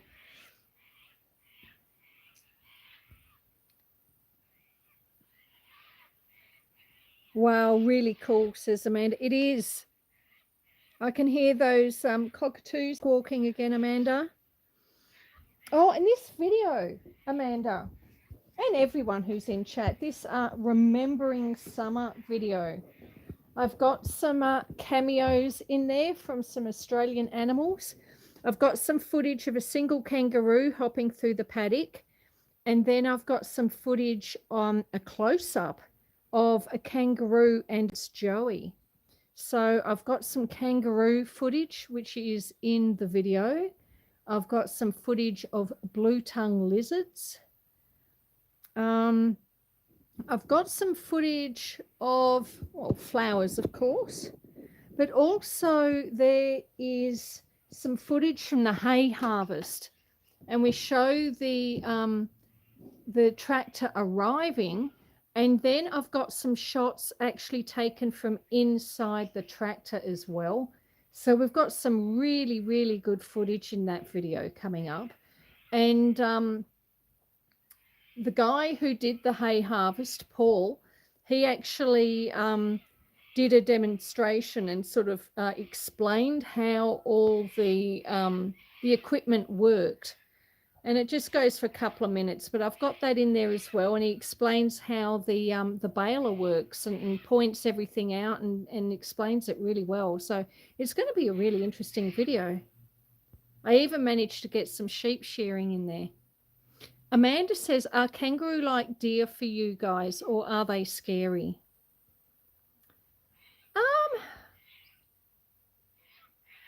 Look, it depends who you talk to. Kangaroos can be aggressive, but it's not common. Oh my God, sons and daughters. Yes, I do. Wow. Yeah, I do. And neighbors. I remember neighbors. What was I saying? Kangaroos. Yeah, look, they can be aggressive, especially if they're defending their territory or someone's had... yes, Sons and Daughters was a TV show that was very popular back in the day. Kangaroos have been known to attack people and kill them. But look, let me tell you, it is incredibly rare. Incredibly rare. I mean, dogs have been known to attack and kill people, you know. So it's they're no scarier than a dog, I guess, is one way of putting it. premiere it, maybe, Susan, the summer video. Yeah. And like my sheep shearing live, I mean, that uploaded sideways for some reason, and I've managed to get it in the editing software. I've managed to straighten it up, but it's a little bit jerky. And I suppose it's because I had to take it from a live, and then I had to rotate it, so it's not playing as smoothly as I would like. And look, once I render it up onto, once it gets sort of up onto YouTube, it might work fine. But I just don't know. So even though the sheep shearing is in there, it's more like a token look at the sheep shearing rather than the detail that I would have liked. But it's in there because it was part of the summer. So yeah, it's going to be quite an interesting little video. And then, of course, we have to talk about the fires, and there's some footage from when we had to drive through, when we went to pick up the batteries for the solar system. We drove through areas that had been affected by the bushfires that were happening at the time. So I've got some of that footage in there as well. So there's going to be the full gamut of things, you know. Hay, kangaroos, blue-tongued lizards, flowers, fires, and Gimli. Oh, there's some lovely Gimli footage too, Nicholas. Everyone who knows about Gimli the fox, there will be some Gimli the fox footage in there also. So yeah, it'll be a good video. Just going to take me a little bit longer to get it done. Yeah, I will premiere it for sure. Yes. I don't think they do. You think that they count differently to regular videos? I didn't think so.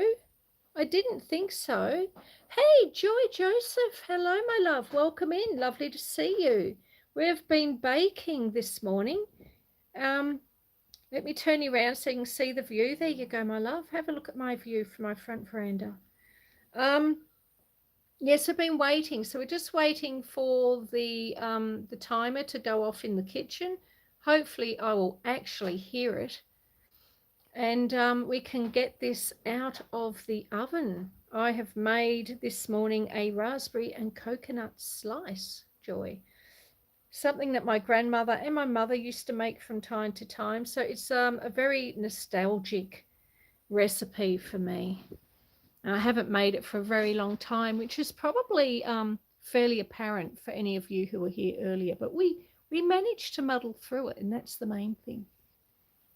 And down there, you can see some of the cows in the other paddock. Can you see the cows over there? Oh, you can't wait.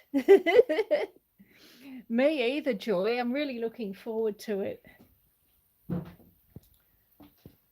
So this is our place.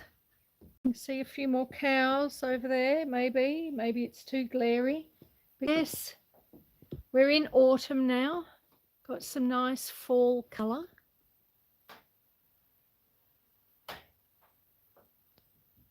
Amanda says you're right, it's just video watch time. There's the ash just starting to get a bit of colour. Golden rain has lost all its leaves now. I've got that blanket laid out in the sun so it can dry off. It goes over this little chicken coop. See, I've got a couple of little chickens in there. But yes, we've got still got some autumn colour to come in. It's a very late autumn this year.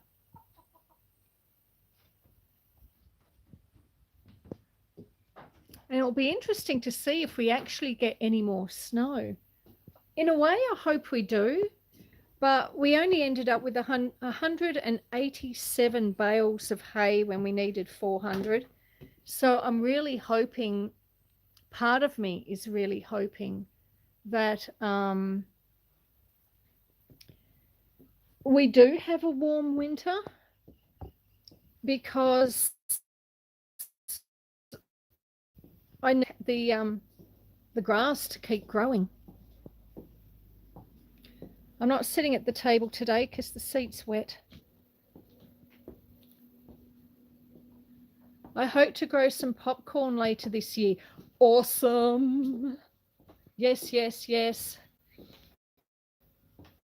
I have done that in the past too, Kirsty, because we love our popcorn. We love popcorn. Hey, Tim, welcome in. Actually, you know what I should do? I should open this door so when the timer does go off, I can actually hear it. In fact, how long have we been? How long have we been? Let me just double check. Oh, there's Kevin the Rooster again. Let me just double check that we haven't lost track of time. Oh no, we're fine. We're fine. We've still got a few minutes. Can we see it? Yeah, look at that. It's looking good, but it's not quite ready yet. I think what I might do is take the timer with me, so when we head back outside, we can excuse the messy kitchen, I can keep track of it, because we don't want to forget about it, do we? So much mess. So much mess. There we go. Now you don't need to look at mess.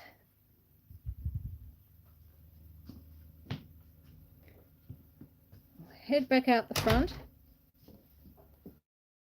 I think that slice is looking pretty good, don't you?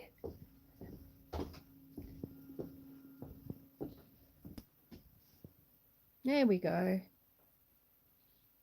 Rowena Wallace. I remember Rowena Wallace. Rowena Wallace, the actress.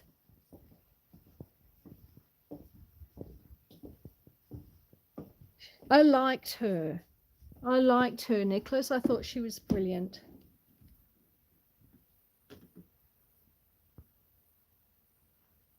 All right, let's catch up here. Strawberry corn. Ooh. Now you've got me intrigued. Tim Mitchell says, hi, hearts. Chef Civvy, the dear love popcorn. Yes, yes, indeed. Where's Gimli? Says Nicholas. You know, I haven't seen Gimli for a while. I don't know what happened. I'm guessing that maybe she wandered off onto a different property and maybe she got, you know, caught by a farmer or a hunter or something like that. But then I really don't know. I really don't know. And then I hadn't, as you know, some of you may know, I hadn't let my chickens free range for a long time because of Gimli the fox hanging around. And then after about 4 weeks of not seeing Gimli, I let the chickens out. And within an hour of letting them out, a fox came through and took half of them, which was unfortunate. But what I can say to you, though, is that fox was not Gimli. So I saw the fox. Gimli had the tips of her ears were black and she had 4 black socks, whereas the fox that actually went for my chickens did not have black socks, and it was a much bigger fox too. But no, I don't know what happened to Gimli. And I do believe they move around a bit, so Gimli may have just moved off to another property. You know, so Gimli may return. Gimli may return. Wow, I tell you, it is really quite hot sitting out here on the front veranda.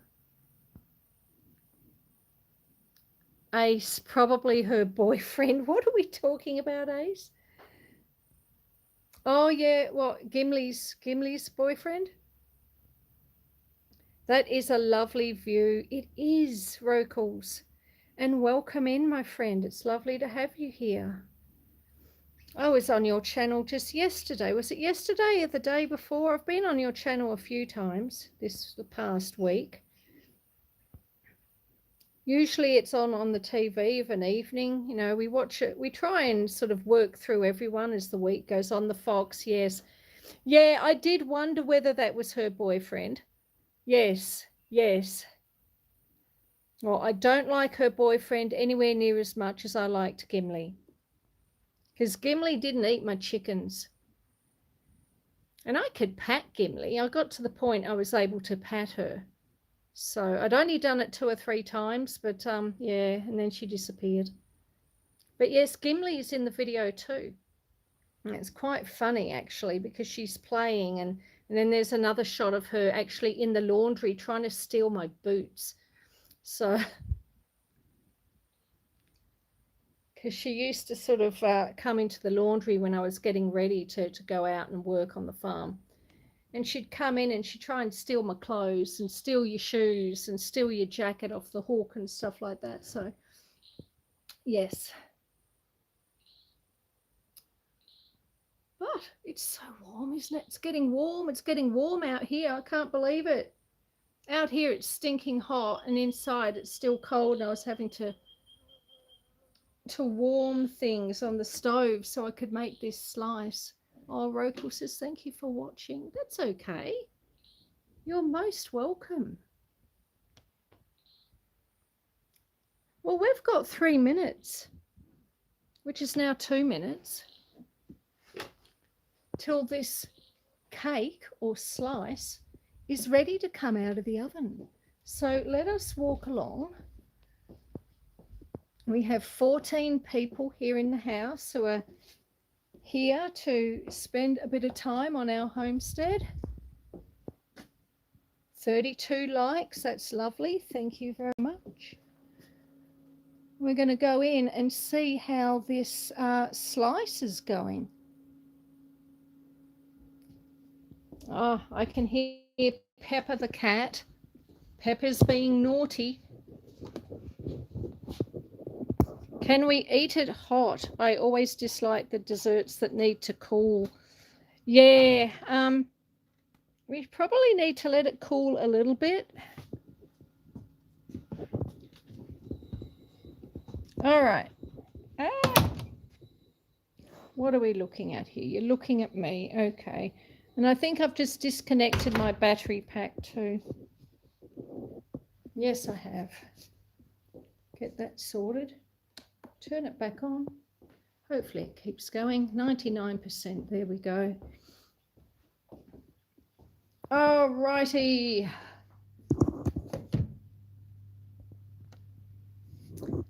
Back into the messy, messy kitchen.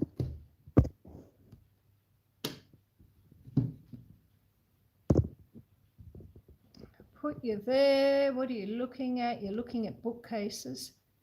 Bookcases are exciting things. I like bookcases. There's the wood stove, but we're not cooking in the wood stove today. And there's the timer. All right, it's time. Theoretically, I'll get the cooling rack.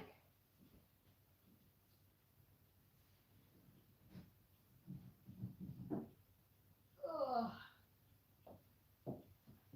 All right, we'll put it on this one. Hopefully it's not burning.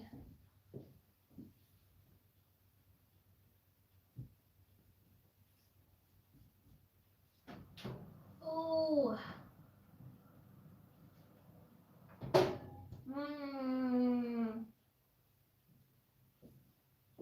It's a bit darker than I would have liked.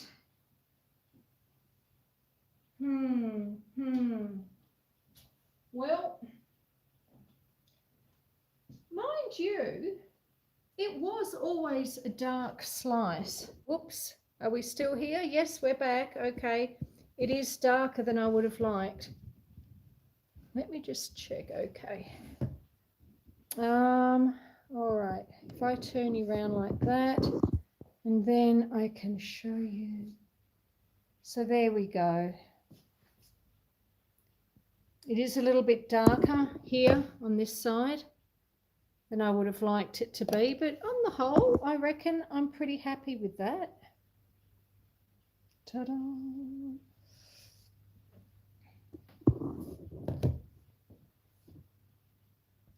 And I guess while it cools,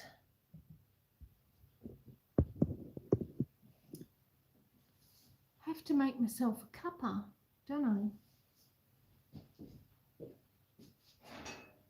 It smells incredible. You can smell the coconut and the jam.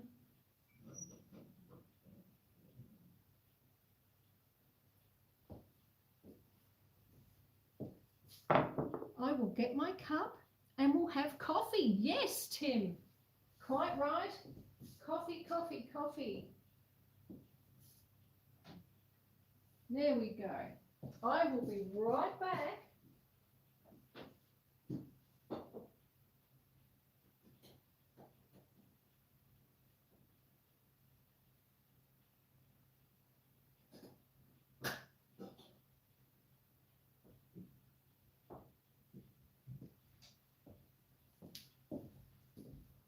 And I've got my little cup ready. And I don't think it will be long now until she came in right on time. Coffee, Mama, hi. I'm just making my coffee. And we've got the slices out of the oven. But I do think we need to give it a little bit of time to cool down. But it looks good. It looks good. Albeit slightly darker than I would have liked. It's not burnt though. But yeah, so made in a Lamington tin. So it's basically a cake, but it's a very shallow cake, and then you cut it into, once it's cool, you cut it into squares or rectangles, and they're great to like pop on a plate for when you're having people over for morning tea or afternoon tea, or to take to a friend's or something like that. So we would, in Australia, we would call that a slice. So this is a raspberry and coconut slice that my mother and my grandmother used to make from time to time, that everyone in the family used to be majorly obsessed with. And I'm really looking forward to trying it once it cools a little bit. But in the meantime, we can still have coffee, and coffee is great. Coffee is great. I can hear the kettle. Kitties, what are you doing?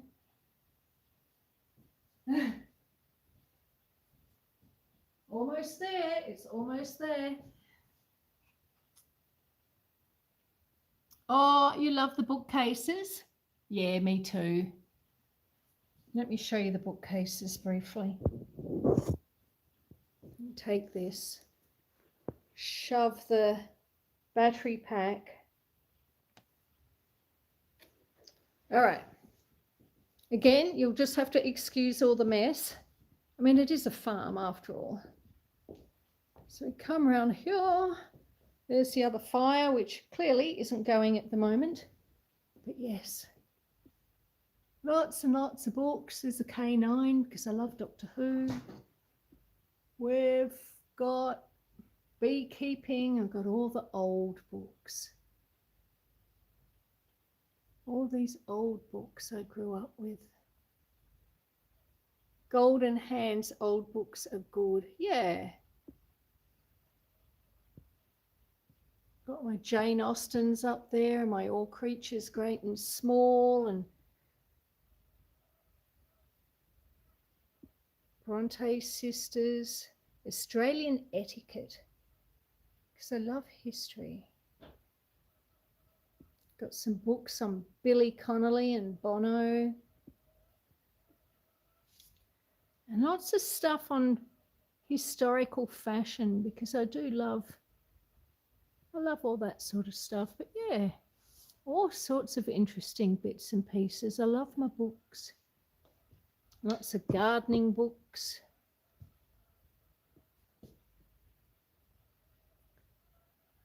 Animal books. Got the Harry Potters and so yeah, that's these bookcases anyway. Of course, you've got to have the Twilight set in the corner there. But yeah, so they're my books. But let's go and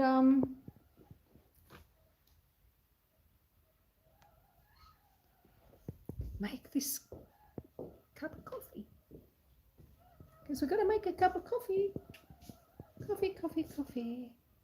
Coffee, coffee. Ah, now where have I put you? You're back looking at the bookcase again. There we go.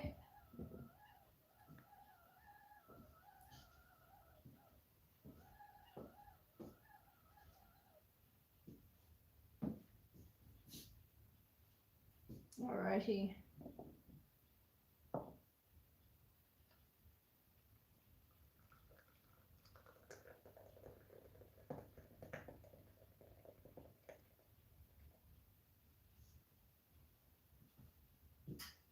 Put that there. Then I'll close the vent.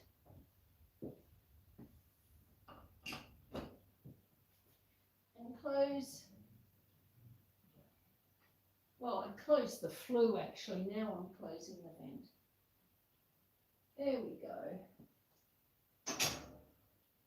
Now actually, that gets me thinking, because I was thinking probably every 2 or 3 weeks I need to give the wood stove here a really big clean. And I do have a couple of videos where I have cleaned the wood stove, but would you guys be interested if I actually cleaned it on a live? Like if I let it go cold, completely cold, and then I give it its big clean. And like the big clean, it can take about 40-45 minutes to give it a big clean. And then of course I'd have to reset the fire and get it all going again. But would anyone be interested if I did that on a live? Let's see if I can tip this slice out.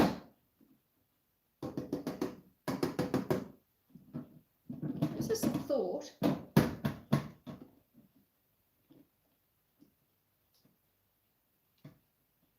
Oh.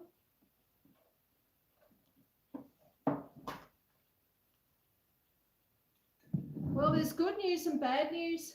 The good news is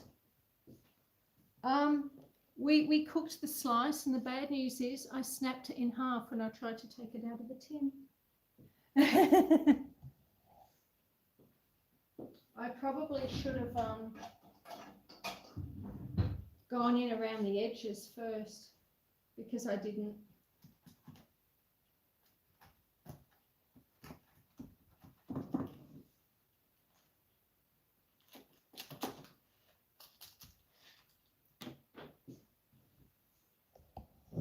Let's try it again, shall we? Let's see if I can get this out.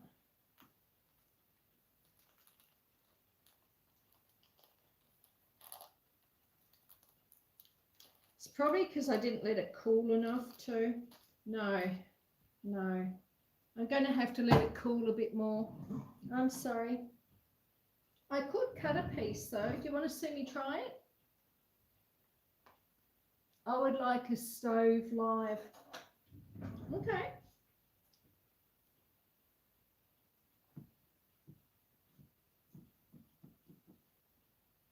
I'm going to cut a small piece. If we're lucky, we can actually get it out of the pan, because really and truly it hasn't cooled down enough.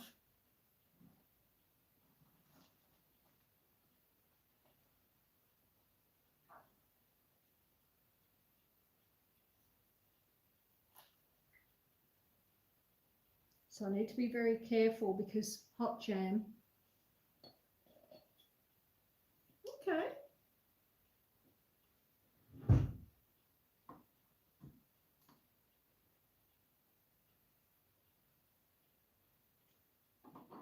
Mmm.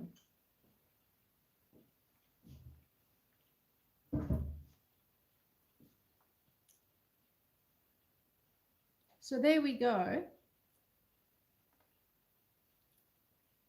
Oh, it's nice. It is nice.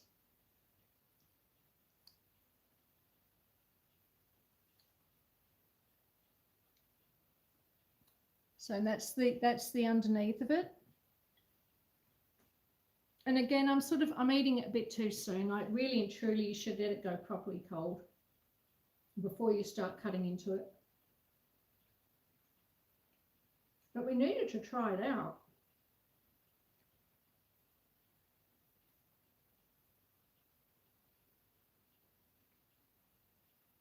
And it's fantastic. And it really does take me back to when I was little and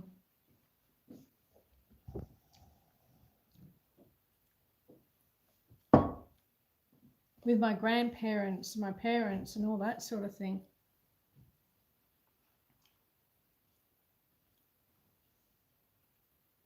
Hey, Connor Burke, welcome in. Kirsty says, I would like a stove live. Well, we can do that then. Michelle says, my mum loves to read. Kirsty says, such a lovely collection. Is that the bee book you got at the tractor event? Yes, yes it is. Awesome book. Awesome book. So Connor Burke. It's lovely to see you, Connor Burke. Welcome in. You're not using your Laura Ashley kettle. Well, no, because the Laura Ashley kettle is electric. And like the wood stove's on anyway, so I may as well just have the kettle on, and that way I've got boiling water all the time. But the Laura Ashley kettle is plugged in the pantry, and it has been used several times now. Having my cuppa, because of course this is all about a cuppa too. Wow, that's hot. But no, I love the kettle. The kettle was awesome. What a wonderful present to get for your birthday. Coffee Mama, what is your favourite kind of coffee to drink? I loved iced coffee with sugar-free flavours, only silk milk. I dislike Starbucks. I'm glad you dislike Starbucks. Kirsty says, not yet, but Dean's mum's partner does. We get honey from them. Yeah, Laura Ashley is fancy. Yes, yes. Quite expensive for a kettle too, but I mean, it's I guess it's one of those things that is lovely to receive as a gift. It's not necessarily something you would ever buy for yourself. And they can be the nicest gifts too, I think, at times. So, oh, even the smell takes me back to my childhood.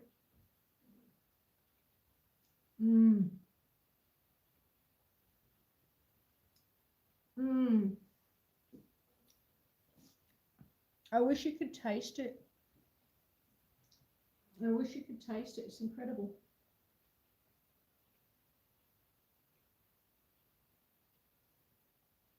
I will have to hide it from the cats, of course.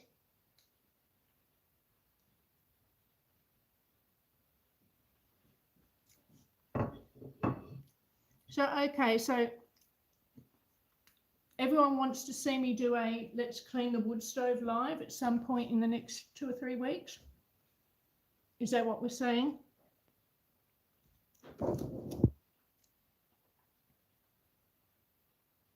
We're all having a virtual piece. You are.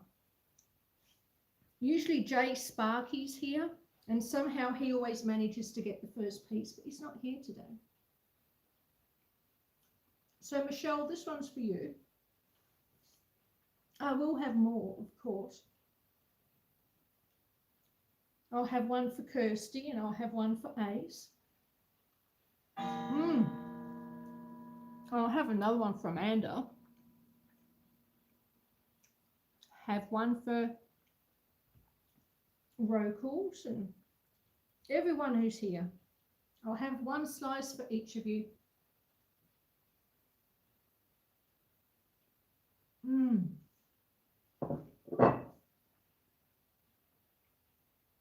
Very nice.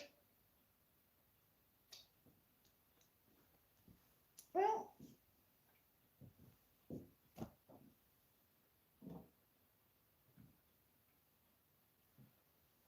I'm quite happy with that. It probably could have come out of the oven maybe a minute sooner than it did. But for the first time in a very long time of making it, I reckon it's turned out quite well. And it certainly looks and smells and tastes the way I remember. And that's the main thing, isn't it? But, my friends, I reckon I'm going to call this live pretty soon. We won't do it outside. I'm going to finish it up inside because I'll have to hide everything from the cats again. But I hope, well, no, even before we get to the I hope bit, I'd like to thank you all for being here, you know. So you've all come in and taken time out of your day and out of your evening and out of your weekends to come and sit with me and do things in the kitchen and potter around. And it's always nice to be able to sort of sit and potter with friends in the kitchen. I think that's fantastic to be able to do that. So thank you all for being here. Thank you all for not laughing at me too much as I muddled through this recipe, which has sort of worked out okay in the end, all considered.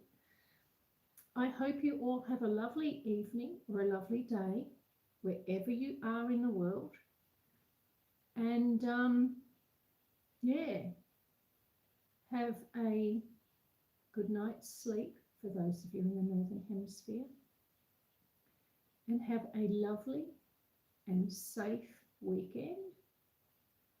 And be kind and be beautiful. And of course, I can't forget, even though technically I sort of did, but can't forget Kirsty and Ace for all your help putting up everyone's links. It's been absolutely amazing. You both blow me away every time I do a live. I'm just so grateful for you both. So, and I'm grateful for everyone who's here because you're all like my family. So, and that's, yeah, that's important. That's important to have family and to be able to surround yourself with people that you love and you like and you get along with. Oh, happy Mother's Day to all the mothers. Thank you, Coffee Mama. Back at you. Mother's Day coming up soon. How exciting. And now I've got some cake for it too, which is great. So everyone's saying bye, Susan, bye, chat. You are all amazing. Ace is sending up hearts and saying hugs. Thank you, everyone, so very much. I really appreciate you being here. If you haven't given it a thumbs up yet, please consider it. Of course, if you didn't like the live, then you don't need to give it a thumbs up. Oh, there's Connor. Connor's waving. Hey, Connor, thank you very much for being here as well. I hope you enjoyed it. And I'll have a slice of cake for you also a little bit later on. And I hope you all have a lovely day, my friends. Cheers. I'll see you again soon.